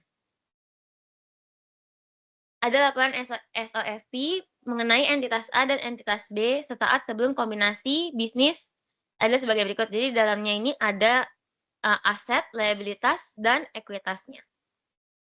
Boleh next. Nah, sini ada CI03 di mana contoh ini juga menggunakan informasi berikut. Yang A, pada tanggal 30 September tahun sekian, entitas A menerbitkan 2,5 lembar saham sebagai pertukaran untuk setiap saham entitas B. Nah, di mana seluruh pemegang saham adalah entitas B. Terus dia menukarkan sahamnya di entitas B. Oleh karena itu, entitas A menerbitkan 150 saham biasa sebagai pertukaran untuk seluruh 60 lembar saham biasa milik entitas B. Kemudian yang B, nilai wajar setiap saham biasa entitas B pada tanggal 30 September itu sebesar Rp40, di mana harga kuotasian pasar saham biasa entitas A pada tanggal tersebut adalah Rp16. Kemudian yang C, nilai wajar aset teridentifikasi dan liabilitas entitas A pada tanggal 30 September sekian sama dengan nilai tercatatnya, kecuali nilai wajar aset tidak lancar entitas A pada tanggal 30 September adalah sebesar 1.500. Nah, untuk perhitungan nilai wajar imbalan yang dialihkan, ada contohnya CI04 di mana sebagai akibat entitas A, entitas induk secara hukum, pihak yang diakuisisi secara akuntansi menerbitkan 150 saham biasa, pemegang saham entitas B memiliki 60% sahamnya. Next. Nah, sahamnya ini diterbitkan saham yang diterbitkan entitas hasil kombinasi yaitu 150 dari 250 saham yang diterbitkan. Sisanya 40% dimiliki pemegang saham entitas A. Jika kombinasi bisnis dilakukan dalam bentuk entitas B, menerbitkan tambahan saham biasa kepada pemegang saham entitas A sebagai pertukaran dengan saham biasa mereka di entitas A. Maka entitas B harus menerbitkan 40 saham agar rasio kepentingan pemilikan pada entitas hasil kombinasi itu tetap sama. Pemegang saham entitas B akan memiliki 60 dari 100 saham yang diterbitkan oleh entitas B, 60% pada entitas hasil kombinasi. Sebagai hasilnya, nilai wajar imbalan yang secara efektif dialihkan oleh entitas B dan kepentingan kelompok usaha pada entitas A sebesar 1.600. Yang tercantum itu 40 lembar saham dengan nilai wajar per sahamnya itu Rp40. Di CI05, nilai wajar imbalan yang secara efektif dialihkan didasarkan pada ukuran yang paling andal. Dalam contoh ini, harga kuotasian pasar saham entitas A dalam pasar utama atau yang paling menguntungkan. Untuk sahamnya memberikan dasar yang lebih andal untuk mengukur imbalan yang secara efektif dialihkan daripada nilai wajar saham entitas B. Dan imbalan diukur dengan menggunakan harga pasar saham entitas A, yaitu 100 saham dengan nilai wajar saham Rp16. Selanjutnya kita masuk ke pengukuran goodwill. Di sini ada CI06. Goodwill diukur sebagai kelebihan nilai wajar imbalan yang secara efektif dialihkan untuk kepentingan kelompok usaha pada entitas A atas nilai neto aset dan liabilitas teridentifikasi entitas A yang diakui sebagai berikut. Nah, ini ada perhitungannya, di mana kita dapetin goodwill-nya. Jadi, caranya itu kita ada imbalan yang dikeluarkan oleh entitas A. Kemudian kita harus mengurangi dengan fair value net asset yang dimiliki oleh entitas B ini. Nah, net asetnya ini terdiri dari aset lancar ditambah dengan aset tidak lancar dikurangi dengan liabilitasnya, mau dari baik jangka pendek maupun yang jangka panjang. Di situ kita akan dapat angka goodwill-nya sebesar Rp300. Kemudian dalam laporan posisi keuangan konsolidasian segera setelah kombinasi bisnis adalah sebagai berikut. Jadi, laporan yang sebelumnya sudah ditunjukkan di CI02 itu akan menampilkan laporan SOFP yang baru seperti yang ada di PPT. Next. Nah, ini ada CI08. C08 di mana jumlah yang diakui sebagai kepentingan ekuitas yang diterbitkan dalam laporan keuangan konsolidasian yaitu Rp2.200 ditentukan dengan menambahkan ekuitas yang diterbitkan oleh entitas anak secara hukum sesaat sebelum kombinasi bisnis Rp600 dan nilai wajar dari imbalan yang secara efektif dialihkan yaitu Rp1.600. Akan tetapi struktur ekuitas yang ditampilkan dalam laporan keuangan konsolidasi yaitu jumlah dan jenis kepentingan ekuitas yang diterbitkan harus mencerminkan struktur ekuitas dari entitas induk secara hukum, termasuk kepentingan ekuitas yang diterbitkan oleh entitas induk secara hukum dalam rangka kombinasi bisnis. Kemudian ada laba per saham. Di sini ada contoh CI09 di mana diasumsikan bahwa laba entitas B untuk periode tahunan yang terakhir pada 31 Desember tahun 2000 sekian sebesar Rp600 dan laba konsolidasian untuk periode tahun yang berakhir di 30 Desember tahun selanjutnya sebesar Rp800. Diasumsikan juga bahwa jika tidak ada perubahan dalam jumlah saham yang diterbitkan entitas B selama periode tahun yang berakhir di tahun Desember tahun sekian dan selama periode 1 Januari di tahun selanjutnya sampai dengan tanggal akuisisi terbalik pada 30 September tahun 2000 sekian. Laba per saham untuk periode tahunan yang berakhir pada Desember di tahun konsolidasian itu adalah sebagai berikut, di mana jumlah saham yang dianggap beredar pada 1 Januari tahun 2000 sekian sampai tanggal akuisisi itu ada 150. Terus ada jumlah saham beredar dari tanggal akuisisi sampai dengan 31 Desember. Nah, di situ kita kurangi di situ kita dapat rata-rata tertimbang jumlah saham yang beredar, di mana 150 kita kali 9 dibagi 12 dan ditambah 250 dikali 3 dibagi 12. Kita dapat 175. Nah, harganya itu kita dapat 4,57 laba per sahamnya. Nah, itu angkanya itu dari 800 laba yang kita dapat setelah akuisisi, kita bagi dengan rata-rata tertimbang sahamnya. Next. Sini ada CI10, di mana laba per saham yang disajikan kembali untuk periode tahun terakhir 31 Desember tahun sekian adalah 4. Dihitung sebagai laba entitas B memiliki laba 600 dibagi dengan jumlah saham entitas A yang diterbitkan dalam rangka akuisisi terbalik yaitu 150. Nah, angka 4-nya itu kan 600 dibagi 150. Selanjutnya kita masuk ke kepentingan non pengendali. Di sini ada CI11, kepentingan non pengendali diasumsikan fakta yang sama seperti di atas, kecuali bahwa hanya 56 dari 60 saham biasa entitas B yang dipertukarkan, karena entitas A menerbitkan 2,5 saham dan pertukaran dengan setiap saham biasa entitas B.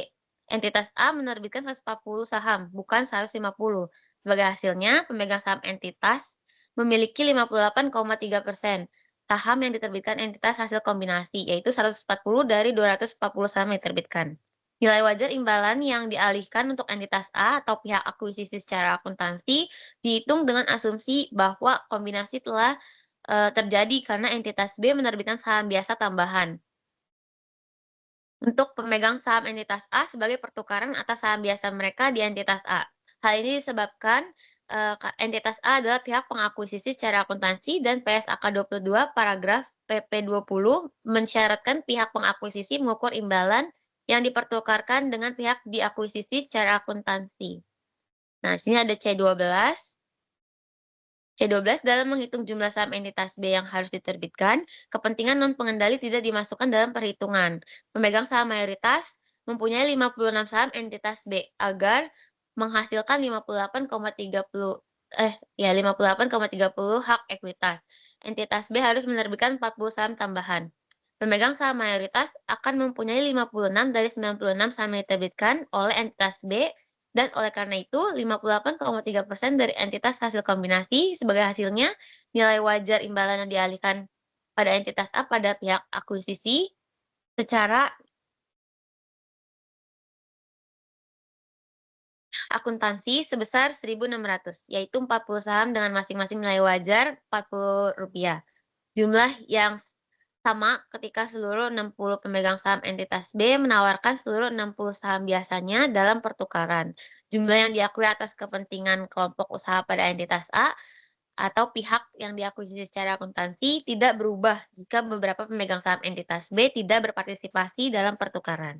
Selanjutnya ada CI 13, yaitu kepentingan pengendali diwakili oleh 4 saham dari total 60 saham entitas B yang tidak dipertukarkan dengan saham entitas A. Oleh karena itu, kepentingan non-pengendali adalah 6,7%. Kepentingan non-pengendali merepresentasikan proporsi kepentingan pemegang saham non-pengendali atas nilai yang tercatat sebelum kombinasi bisnis adalah aset bersih dari si entitas B ini, atau entitas anak secara hukum. Oleh karena itu, laporan posisi keuangan atau SOFP konsolidasian yang disesuaikan untuk menunjukkan kepentingan pengendali sebesar 6,7% dari nilai tercatat sebelum kombinasi bisnis dari aset neto entitas B, yaitu Rp134 atau 6,7% dari 2.000 atau dari sahamnya itu. Yaitu selanjutnya kita masuk ke CI 14, di mana laporan posisi keuangan konsolidasian pada 30 September sekian mencerminkan kepentingan non-pengendali sebagai berikut. Di sini ada SOFP-nya yang terdiri dari aset, liabilitas, dan equity seperti yang sebelumnya. Terus di sini ada CI 15, kepentingan non-pengendali sebesar 134 mempunyai 2 komponen. Komponen pertama merupakan reklasifikasi bagian kepentingan non-pengendali atas saldo laba pihak pengakuisisi secara akuntansi sesaat sebelum akuisisi, yaitu 1.400 dikali 6,7% atau Rp93,80. Komponen kedua merepresentasikan reklasifikasi bagian kepentingan non-pengendali atas ekuitas yang diterbitkan pihak pengakuisisi secara akuntansi, yaitu Rp600 dikali 6,7% atau Rp40,2. Lanjutan dari CI 15, selanjutnya kita masuk ke aset tak berwujud teridentifikasi, yaitu mengilustrasikan konsekuensi penerapan PSAK 22 paragraf 10 sampai 14 dan PP 31 sampai PP 40. Sini ada CI 16.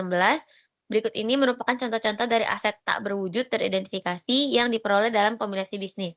Beberapa contoh mungkin mempunyai karakteristik dari aset selain aset tak berwujud. Pihak pengakuisisi memperhitungkan aset tersebut sesuai dengan substansinya. Contoh tersebut tidak dimaksudkan untuk seluruhnya. Di CI 17, aset tak berwujud yang diidentifikasikan mempunyai basis kontraktual adalah aset tak berwujud yang timbul dari hak kontraktual atas hak hukum lainnya. Aset tak berwujud yang ditentukan sebagai aset tak berwujud yang mempunyai basis non-kontraktual tidak timbul dari hak kontraktual atau hak hukum lainnya, tetapi dapat dipisahkan. Aset tak berwujud yang diidentifikasikan sebagai aset tak berwujud yang mempunyai basis kontraktual mungkin juga tidak dapat dipisahkan, tetapi pemisahan tersebut bukan merupakan kondisi yang diperlukan bagi suatu aset untuk memenuhi kriteria hukum kontraktual. Nah, selanjutnya ada aset tak berwujud terkait pemasaran. Di sini ada CI 18, aset tak berwujud yang terkait pemasaran terutama digunakan dalam pemasaran atau promosi barang atau jasa. Merek dagang, nama dagang, merek jasa, merek kolektif, dan tanda sertifikasi. Selanjutnya ada CI 19, merek dagang merupakan kata, nama, simbol, atau perangkat lain yang digunakan dalam perdagangan untuk menunjukkan sumber dari produk dan membedakannya dari produk lainnya. Merek jasa mengidentifikasi dan membedakan sumber dari jasa, bukan suatu produk.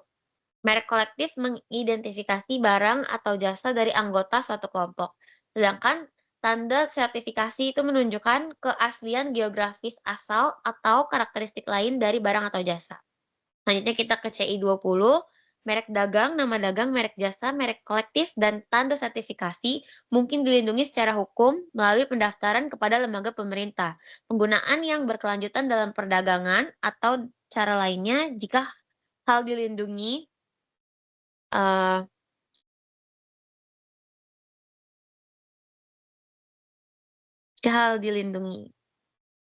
maka suatu merek dagang dan merek lainnya yang diperoleh oleh kombinasi bisnis merupakan aset tak berwujud yang memenuhi kriteria hukum kontraktual. Next. CI 21, istilah merek dan nama dan nama merek sering digunakan sebagai sinonim untuk merek dagang dan merek lainnya.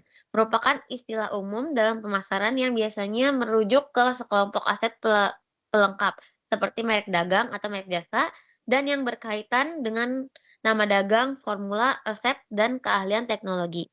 PSAK 22 tidak menghalangi suatu entitas dari mengakui sebagai satu aset yang terpisah dari goodwill. Sekelompok aset tak berwujud pelengkap yang umumnya disebut sebagai merek jika aset yang membentuk kelompok tersebut mempunyai masa manfaat yang sama. Selanjutnya kita masuk ke nama domain internet yaitu CI22. Nama domain internet adalah nama alfanumerik unik yang digunakan untuk mengidentifikasi suatu alamat internet numerik tertentu. Pendaftaran nama domain menciptakan suatu hubungan antara nama dan komputer yang ditunjuk di internet selama periode pendaftaran. Pendaftaran tersebut dapat diperbarui. Suatu nama domain terdaftar yang diperoleh dalam kombinasi bisnis memenuhi kriteria hukum kontraktual. Next. Di sini ada aset tak berwujud terkait pelanggan. Ini CI23 yaitu contoh aset tak berwujud yang terkait pelanggan. Di sini tuh ada ada kelompoknya sama basisnya. Contohnya daftar pelanggan itu basisnya non kontraktual, terus ada daftar pesanan atau produk yang belum terpenuhi itu kontraktual, terus ada kontrak pelanggan dan hubungan pelanggan terkait, dia termasuk ke basis kontraktual dan hubungan pelanggan non kontraktual termasuk ke dalam basis non kontraktual. Selanjutnya ke daftar pelanggan, di CI24, daftar pelanggan terdiri dari informasi tentang pelanggan, seperti nama dan informasi kontak. Daftar pelanggan juga mungkin dapat dalam bentuk database yang berisi informasi lain tentang pelanggan, seperti riwayat pemesanan dan informasi demografis. Daftar pelanggan biasanya tidak timbul dari kontrak atau hak hukum lainnya. Akan tetapi, daftar pelanggan sering disewakan atau dipertukarkan. Oleh karena itu, daftar pelanggan yang diperoleh dalam kombinasi bisnis biasanya memenuhi kriteria pemisahan.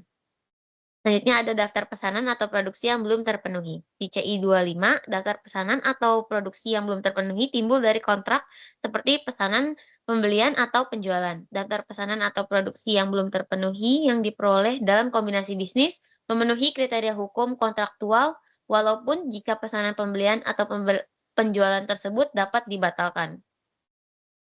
Next. Kontrak pelanggan dan hubungan terkait pelanggan. CI26, jika entitas menciptakan hubungan dengan pelanggannya melalui kontrak, maka hubungan pelanggan tersebut timbul dari hak kontraktual. Untuk CI27, kontrak pelanggan dan hubungan terkait pelanggan dapat menggambarkan dua aset tak berwujud yang berbeda. Umur ekonomis dan pola penggunaan atas manfaat ekonomi kedua aset tersebut dapat berbeda. Untuk CI28, hubungan pelanggan terjadi antara entitas dan pelanggannya. Jika A, entitas memiliki informasi tentang pelanggan dan melakukan kontrak secara reguler dengan pelanggan tersebut, serta B, pelanggan memiliki kemampuan untuk melakukan kontak dengan entitas secara langsung. Hubungan pelanggan memenuhi kriteria hukum kontraktual jika entitas mempunyai kebiasaan untuk membuat kontrak dengan pelanggannya, tanpa memperhatikan apakah terdapat kontrak pada tanggal akuisisi.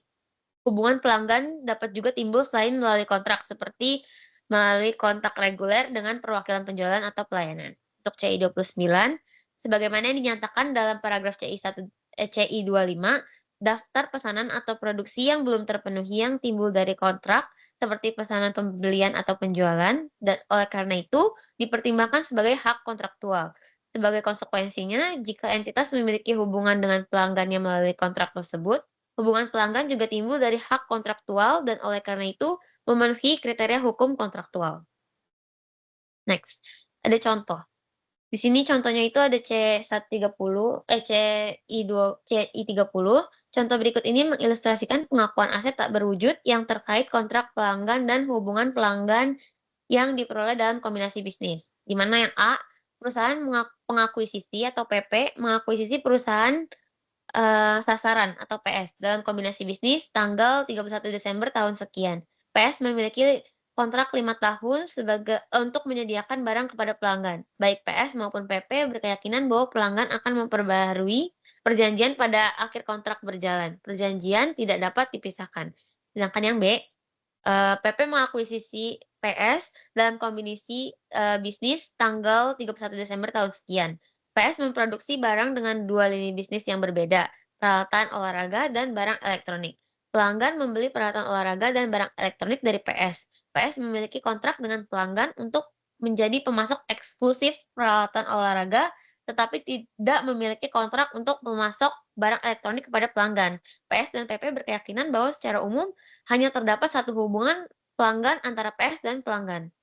Sedangkan untuk yang kondisi C, PP mengakuisisi PS dalam kombinasi bisnis pada tanggal 31 Desember tahun sekian. PS melakukan bisnis dengan pelanggannya semata-mata melalui pemesanan, pembelian, dan penjualan. Pada tanggal 31 Desember, PS memiliki antrian pesanan pembelian dari 60% pelanggannya. Seluruhnya adalah pelanggan tetap. Sisanya 40% pelanggan PS lainnya juga merupakan pelanggan tetap. Akan tetapi, pada tanggal 31 Desember tahun sekian, PS tidak mempunyai pesanan pembelian yang belum dipenuhi atau kontrak lain dengan pelanggan tersebut. Untuk yang kondisi D, PP mengakuisisi PS, suatu perusahaan asuransi dalam kombinasi bisnis pada tanggal 31 Desember tahun sekian. PS memiliki portofolio 1 tahun kontrak asuransi motor yang dapat dibatalkan oleh pelanggan pemegang polis.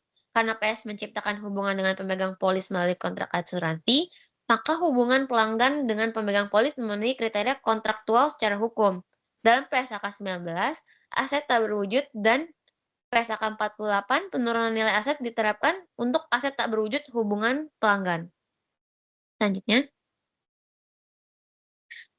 ada hubungan pelanggan non-kontraktual. Di CI 31, hubungan dengan pelanggan yang diperoleh dari kombinasi bisnis yang tidak timbul dari kontrak mungkin juga dapat diidentifikasi karena hubungan tersebut dapat dipisahkan. Transaksi pertukaran untuk aset yang sama atau aset serupa yang mengindikasikan bahwa entitas lain telah menjual atau mengalihkan jenis tertentu. Dan hubungan pelanggan non-kontraktual akan memberikan bukti bahwa hubungan tersebut dapat dipisahkan. Selanjutnya kita masuk ke aset tak berwujud terkait seni. Di CI 32, contoh dari aset tak berwujud terkait dengan seni. Nah, di sini ada kelompok dan basisnya lagi. Di sini ada drama, opera, dan balet. Dia termasuk ke dalam basis kontraktual. Sesungguhnya seluruh kelompok yang disebutkan dalam tabel ini termasuk ke dalam basis kontraktual. Selanjutnya kita masuk ke CI 31, aset terkait seni yang diperoleh dari suatu kombinasi bisnis teridentifikasi jika aset tersebut timbul dari hak kontraktual atau hukum. Sebagai contoh aset yang timbul dari hak cipta. Pemegang hak cipta dapat mengalihkan hak cipta baik secara keseluruhan melalui perjanjian penyerahan hak atau pengalihan sebagai melalui perjanjian lisensi. Pihak pengakuisisi tidak dilarang untuk mengakui aset tak berwujud hak cipta dan perjanjian penyerahan hak atau perjanjian lisensi lainnya sebagai aset tunggal sepanjang aset tersebut mempunyai masa manfaat yang sama. Selanjutnya akan dijelaskan oleh teman saya.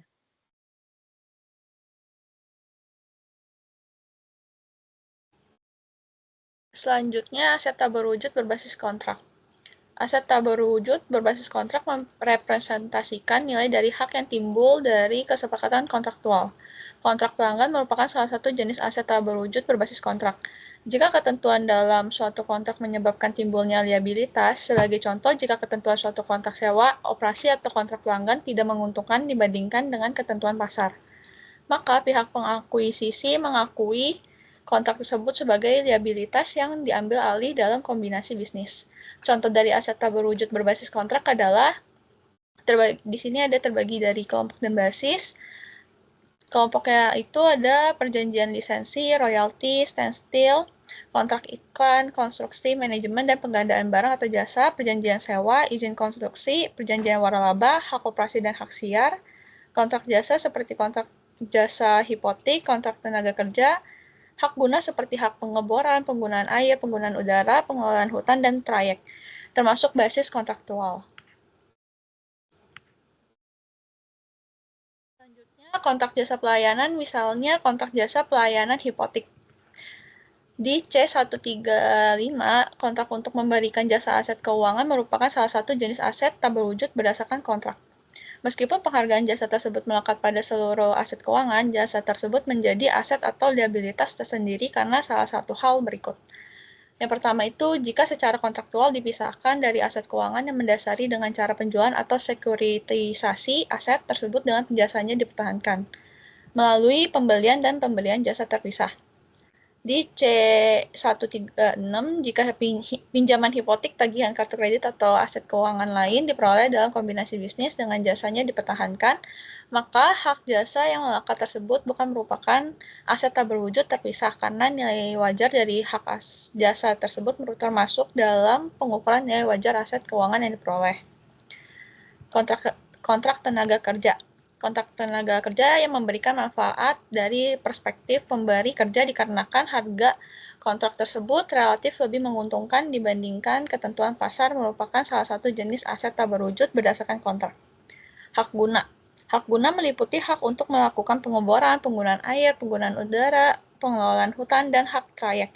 Beberapa hak guna merupakan aset tak berwujud berdasarkan kontrak yang diperhitungkan secara terpisah dari goodwill. Hak guna lain mungkin memiliki karakteristik aset berwujud daripada aset tak berwujud, hingga pihak pengakuisisi memperhitungkan hak guna berdasarkan sifatnya. Aset tak berwujud berbasis teknologi. Contohnya itu adalah teknologi yang dipatenkan, perangkat lunak komputer, dan Marxworks. Itu termasuk basis yang kontraktual. Lalu ada teknologi yang tidak dipatenkan, database termasuk title plans, itu termasuk non-kontraktual basis. Dan yang terakhir adalah rahasia dagang seperti formula, proses, dan resep rahasia, itu termasuk basis kontraktual. Perangkat lunak komputer dan Marxworks. Di C140, perangkat lunak komputer dan format program yang diperoleh dalam suatu kombinasi bisnis yang dilindungi secara hukum, seperti melalui paten atau hak cipta, memenuhi kriteria kontraktual secara hukum untuk diidentifikasikan sebagai aset tak berwujud. Marxworks adalah perangkat lunak yang secara permanen disimpan pada ROM atau read-only memory. Chip sebagai suatu rangkaian pola atau sirkuit yang terintegrasi. Marxworks dapat memiliki perlindungan hukum. Marxworks dengan perlindungan hukum yang diperoleh dalam suatu kombinasi bisnis memenuhi kriteria kontraktual secara hukum untuk diidentifikasi sebagai aset tak berwujud. Database termasuk title plans. C142 dalam sekumpulan informasi seringkali disimpan dalam bentuk elektronik, seperti dalam disk atau file komputer. Database termasuk hasil karya orisinil pencipta, dapat memperoleh perlindungan hak cipta. Database yang diperoleh dalam suatu kombinasi bisnis dan dilindungi oleh hak cipta memenuhi kriteria hukum kontraktual. Title plans mencakup catatan historis seluruh hal yang mempengaruhi hak terhadap sebidang tanah dalam suatu area geografis tertentu. Aset title plans dibeli dan dijual baik secara keseluruhan maupun sebagian dalam transaksi pertukaran dan atau dilisensikan. Rahasia dagang seperti formula, proses, dan resep rahasia.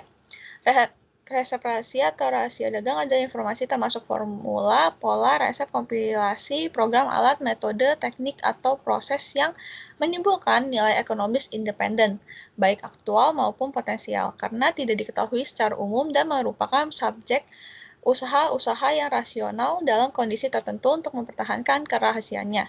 Jika manfaat ekonomis masa depan dari suatu rahasia dagang yang diperoleh dalam kombinasi bisnis dilindungi secara hukum, aset tersebut memenuhi kriteria kontraktual secara hukum. Sebaliknya, jika rahasia dagang yang diperoleh dalam suatu kombinasi bisnis ada teridentifikasi hanya jika kriteria pemisahan terpenuhi dan kemungkinan besar dapat terjadi.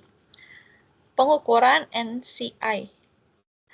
Di C144A, contoh berikut mengilustrasikan pengukuran komponen NCI pada tanggal akuisisi dalam kombinasi bisnis.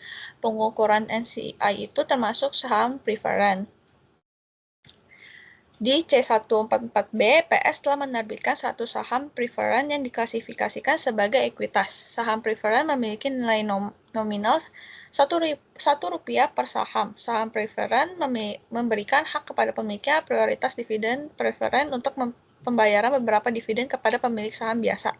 Setelah likuidasi PS, pemilik saham preferen berhak menerima aset yang tersedia untuk didistribusi sejumlah Rp1 per saham prioritas untuk pemegang saham biasa. Pemegang saham preferen tidak memiliki hak lebih lanjut untuk mengenai likuidasi. Selanjutnya, PP memperoleh seluruh saham biasa dari PS. Akuisisi ini memberikan PP kontrol atau atas PS. Tanggal akuisisi nilai wajar dari saham preferen adalah Rp120. Dalam PSAK 22, kombinasi bisnis paragraf 19 menyatakan bahwa setiap kombinasi bisnis pengakuisisi harus mengukur pada tanggal akuisisi komponen dari kepentingan non-pengendali pada pihak yang diakuisisi yang menunjukkan kepemilikan dan memberikan saham proporsional dari aset neto entitas dalam hal likuidasi baik dari nilai wajar atau proporsi instrumen kepemilikan. Dalam jumlah yang diakuisisi dari aset neto yang dapat diidentifikasi, seluruh komponen lain dari kepemilikan non-pengendali harus diukur pada tanggal akuisisi nilai wajar kecuali jika dasar pengukuran lain disyaratkan oleh IFRS. Kepentingan non-pengendali yang berhubungan dengan saham preferen PS tidak memenuhi persyaratan untuk pilihan pengukuran dalam PSAK 22 kombinasi bisnis paragraf 19 karena kepentingan non-pengendali tersebut tidak memberikan saham proporsi dari aset neto entitas dalam hal likuidasi kepada pemegangnya. Pengakuisisi mengukur saham preferen pada tanggal akuisisi nilai wajar sebesar Rp120. Di variasi pertama, diperkirakan bahwa setelah likuidasi PS, saham preferen memberikan hak kepada pemegangnya untuk menerima saham proporsional dari aset yang tersedia untuk didistribusi. Para pemegang saham preferen memiliki hak yang sama dan peringkat pemegang saham biasa dalam hal likuidasi. Asumsikan bahwa tanggal akuisisi nilai wajar saham preferen saat ini sebesar Rp160 dan jumlah saham proporsi PS diakui dari jumlah aset neto yang dapat diidentifikasi yang diatribusikan ke saham preferen sebesar Rp140. Saham preferen memenuhi persyaratan pilihan pengukuran dalam PSAK 22 kombinasi bisnis paragraf 19. PP dapat memilih mengukur saham preferen pada tanggal akuisisi nilai wajar sebesar Rp160 atau pada saham proporsi dalam jumlah yang diakui dari aset neto yang teridentifikasi sebesar Rp140. Variasi kedua, diperkirakan juga bahwa PS telah menerbitkan opsi saham sebagai remunerasi untuk karyawannya. Opsi saham tersebut diklasifikasikan sebagai ekuitas dan vested pada tanggal akuisisi.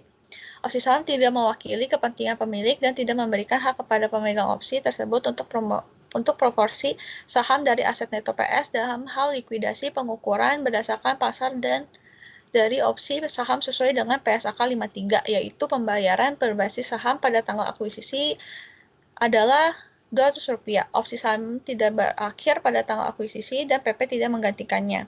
Dalam PSAK 22, kombinasi paragraf 9 mensyaratkan opsi saham tersebut untuk diukur pada tanggal akuisisi nilai wajarnya, kecuali jika dasar pengukuran lain disyaratkan oleh SAK. PSAK 22 paragraf 30 menyatakan bahwa pengakuisisi dapat mengukur instrumen ekuitas dihubungkan dengan saham berdasarkan transaksi pembayaran dari pihak yang diakuisisi sesuai dengan metode dalam PSAK 22. Pengakuisisi mengukur kepentingan non-pengendali yang berhubungan dengan opsi saham pada pasar berdasarkan pengukuran dari Rp200. Keuntungan dari pembelian dengan diskon mengilustrasikan pengakuan dan pengukuran keuntungan dari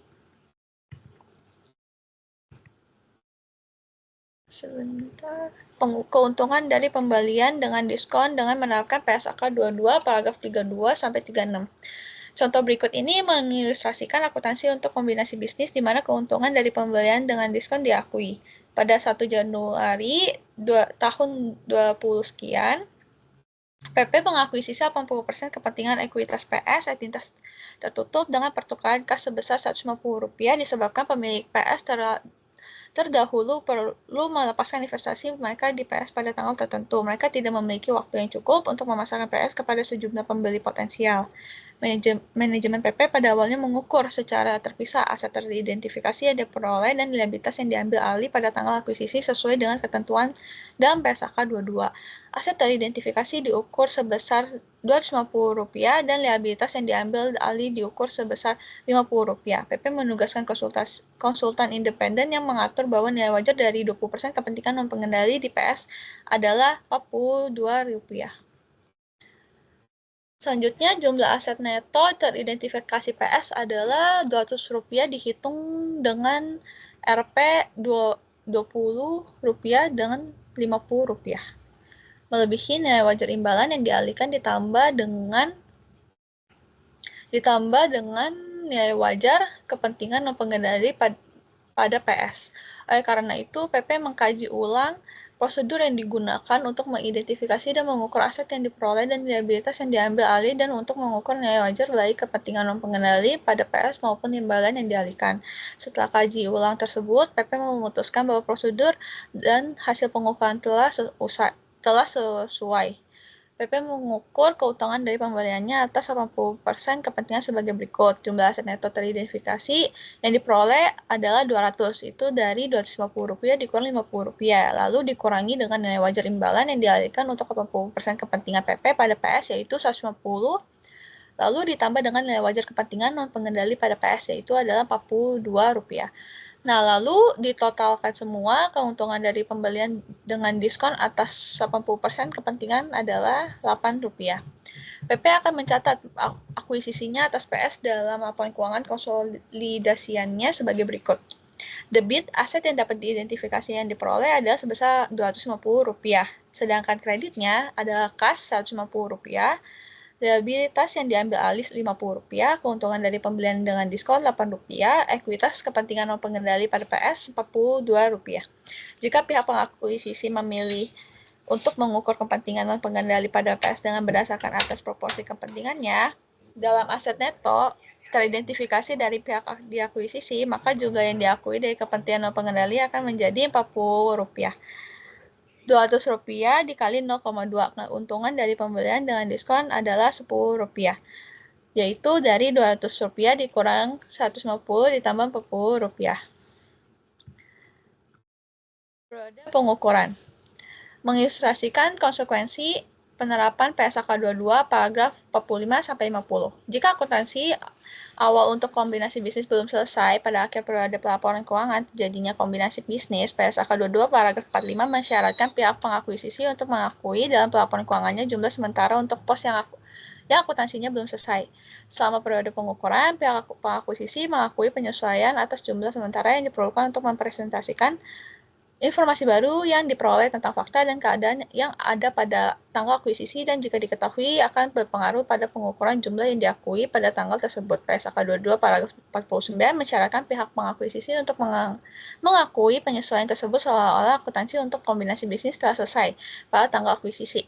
Penyesuaian periode pengukuran tidak termasuk dalam laba rugi. Diasumsikan bahwa PP mengakuisisi PS pada 30 September 20 tahun sekian. PP menugaskan penilaian independen untuk jenis aset tetap yang diperoleh dalam kombinasi bisnis dan penilaian belum dapat diselesaikan pada saat PP menerbitkan laporan keuangannya untuk tahun yang berakhir pada 31 Desember 20 tahun sekian. Pada laporan keuangan tahun 20 sekian, PP mengakui suatu jumlah sementara nilai wajar aset sebesar Rp30.000. Pada tanggal akuisisi jenis aset tetap mempunyai sisa umur manfaat selama 5 tahun. 5 bulan setelah tanggal akuisisi, PP menerima penilaian independen di mana nilai wajar aset yang diakuisisi diestimasi sebesar Rp40.000. Dalam laporan keuangannya untuk tahun yang berakhir pada 31 Desember 20 tahun sekian, PP secara retrospektif menyesuaikan informasi sebelumnya pada tahun 20 sekian sebagai berikut. Yang pertama itu adalah nilai tercatat aset tetap pada tanggal 31 Desember ditambah sebesar Rp9.500. Penyesuaian tersebut diukur sebagai penyesuaian nilai wajar pada tanggal akuisisi sebesar Rp10.000 dikurangi penyusutan tambahan yang seharusnya diakui jika nilai wajar aset pada tanggal akuisisi telah diakui sejak tanggal tersebut, yaitu Rp500 untuk penyusutan 3 bulan.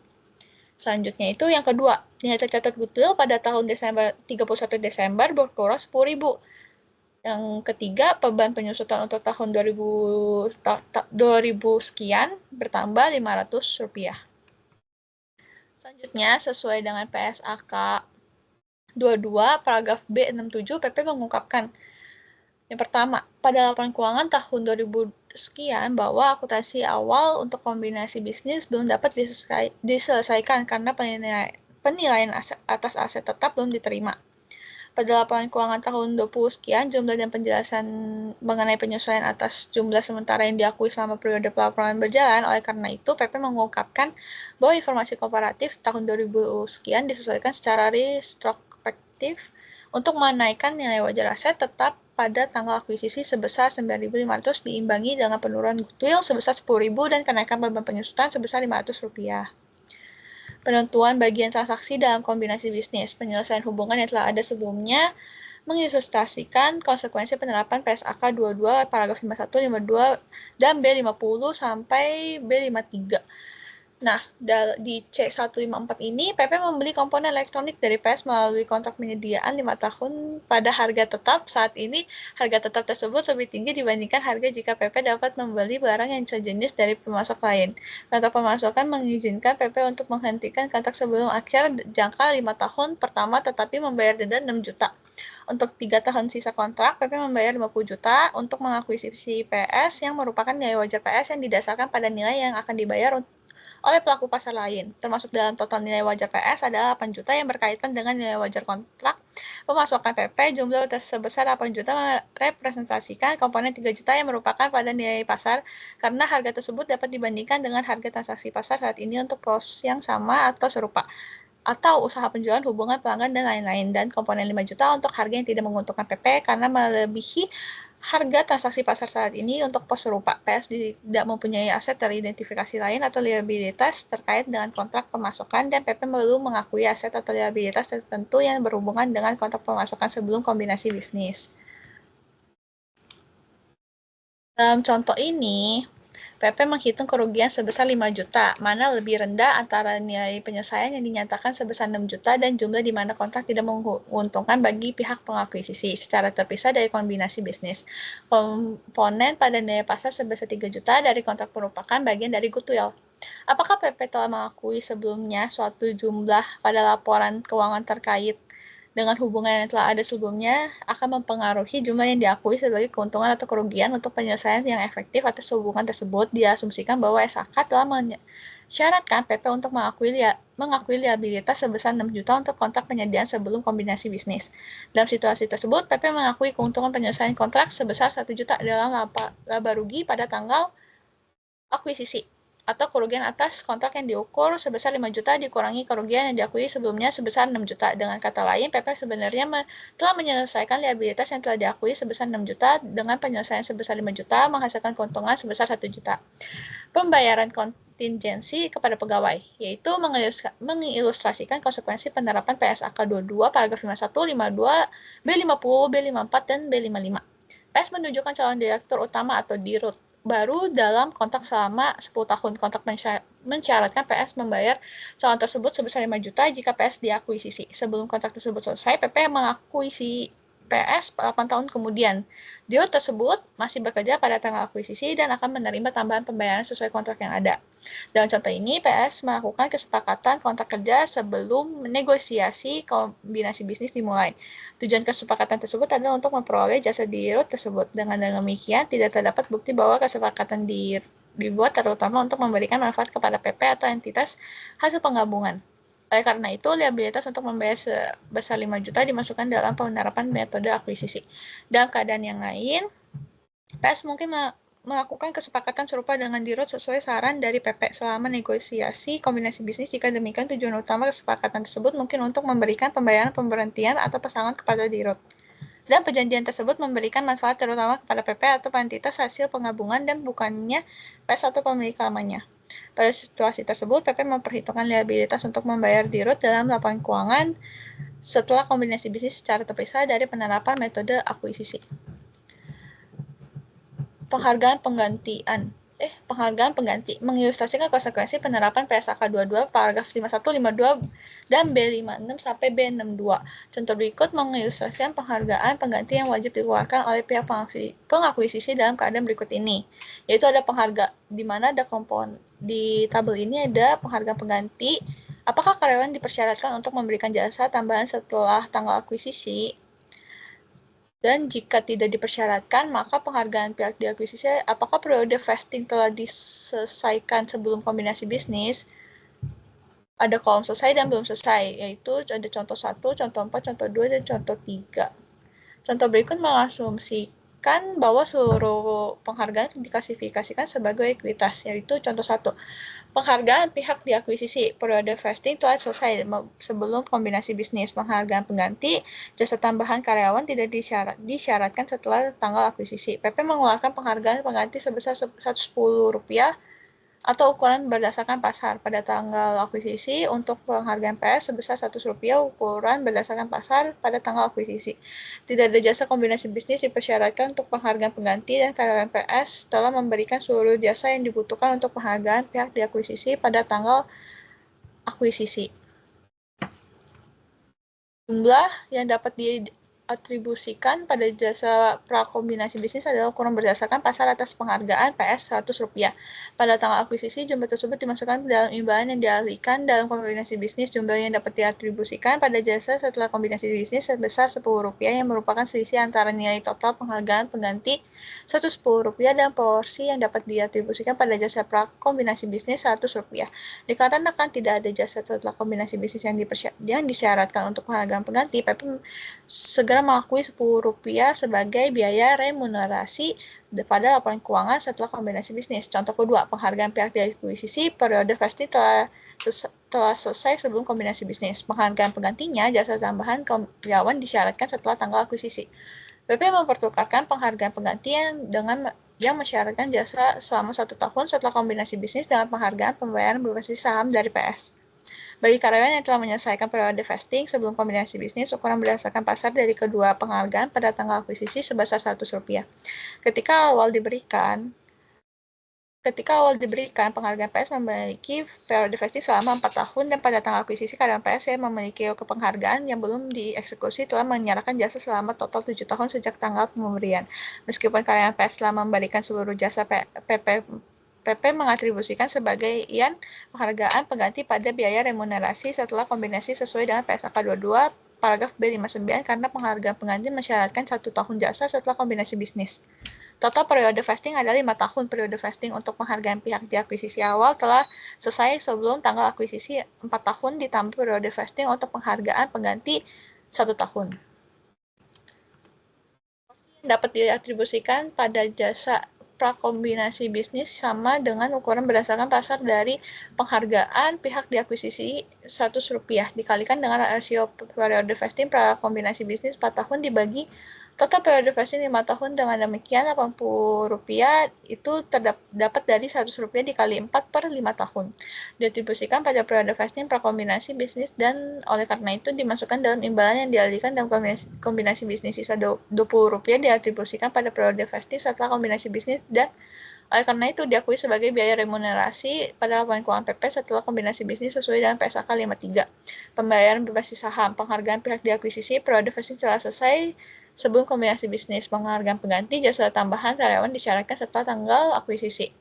PP mempertukarkan penghargaan pengganti yang mensyaratkan jasa 1 tahun setelah kombinasi bisnis dengan penghargaan pembayaran berbasis saham dari PS. Bagi karyawan yang belum memberikan seluruh jasa pada tanggal akuisisi, ukuran berdasarkan pasar atas kedua penghargaan sebesar Rp100 pada tanggal akuisisi. Ketika awal diberikan, penghargaan PS memiliki periode vesting selama 4 tahun. Pada tanggal akuisisi, karyawan PS telah memberikan jasa 2 tahun dan mereka seharusnya disyaratkan untuk memberikan tambahan jasa 2 tahun setelah tanggal akuisisi agar penghargaannya menjadi vest. Sejalan dengan hal tersebut, hanya sebagian penghargaan PS dapat diatribusikan pada jasa prakombinasi bisnis. Penghargaan pengganti hanya mensyaratkan jasa 1 tahun setelah kombinasi bisnis, disebabkan karena karyawan telah memberikan jasa 2 tahun, total periode vesting adalah 3 tahun. Porsi yang dapat diatribusikan pada jasa prakombinasi bisnis sama dengan ukuran berdasarkan pasar dari penghargaan pihak diakuisisi, yaitu Rp100 dikalikan dengan rasio periode vesting prakombinasi bisnis 2 tahun terhadap yang lebih dari total periode vesting 3 tahun atau periode vesting awal dari penghargaan PS 4 tahun. Dengan demikian 50 adalah nilai dari Rp100 dikali 2/4 tahun dapat diatribusikan pada jasa prakombinasi bisnis. Oleh karena itu dimasukkan dalam imbalan yang dialihkan kepada pihak akuisisi. Sisa 50 dapat diatribusikan pada jasa setelah kombinasi, dan oleh karena itu diakui sebagai biaya remunerasi dalam laporan keuangan PP setelah kombinasi bisnis. Contoh 4 itu adalah penghargaan pihak diakuisisi, periode vesting belum selesai sebelum kombinasi bisnis. Penghargaan pengganti jasa tambahan karyawan tidak disyaratkan setelah tanggal akuisisi. Diasumsikan fakta yang sama seperti contoh 3 di atas, kecuali bahwa PP mempertukarkan penghargaan pengganti yang tidak mensyaratkan jasa setelah kombinasi bisnis dengan penghargaan pembayaran berbasis saham dari PS untuk karyawan yang belum memberikan seluruh jasa pada tanggal akuisisi. Ketentuan penghargaan PS yang diganti tidak menghilangkan sisa periode vesting pada saat perubahan pengendalian. Jika penghargaan PS memasukkan ketentuan yang menghapus sisa masa periode vesting pada saat perubahan pengendalian, maka diterapkan pedoman pada contoh 1. Ukuran berdasarkan pasal atas kedua penghargaan tersebut adalah sebesar Rp100 karena karyawan telah memberikan 2 tahun jasa dan penghargaan pengganti tidak mensyaratkan jasa setelah kombinasi bisnis, maka total periode vesting adalah 2 tahun. Porsi dari ukuran berdasarkan pasar dari penghargaan pengganti yang dapat diatribusikan pada jasa prakombinasi bisnis sama dengan ukuran berdasarkan pasar penghargaan pihak diakuisisi atau Rp100 dikalikan dengan rasio periode vesting prakombinasi bisnis 2 tahun dibagi dengan yang lebih besar dari periode vesting 2 tahun atau periode vesting awal dari penghargaan PS 4 tahun. Dengan demikian, 50 dari 100 kali 2 per 4 tahun dapat diatribusikan pada jasa prakombinasi bisnis, oleh karena itu dimasukkan dalam imbalan yang dialihkan pada pihak diakuisisi. Sisa 50 dapat diatribusikan pada jasa setelah kombinasi bisnis karena tidak ada jasa setelah kombinasi bisnis yang dipersyaratkan agar penghargaan pengganti menjadi VES, maka PP sedang mengakui 50 sebagai biaya remunerasi pada laporan keuangan setelah kombinasi bisnis. Persyaratan pengungkapan mengilustrasikan konsekuensi atas penerapan persyaratan pengungkapan pada PSAK 22, paragraf 59-63 dan B64 sampai B67. Contoh berikut mengilustrasikan beberapa persyaratan pengungkapan pada PSAK 22. Contoh ini tidak berdasarkan transaksi aktual. Contoh tersebut mengasumsikan bahwa PP merupakan entitas terbuka dan PS merupakan entitas tertutup. Ilustrasi tersebut memberikan pengungkapan dalam bentuk tabel yang mengacu pada persyaratan pengungkapan spesifik yang diilustrasikan. Catatan yang sebenarnya mungkin menunjukkan beberapa pengungkapan yang diilustrasikan dalam bentuk narasi sederhana, seperti contoh di bawah ini. Berikut contohnya. Sekian presentasi dari kelompok kami. Terima kasih.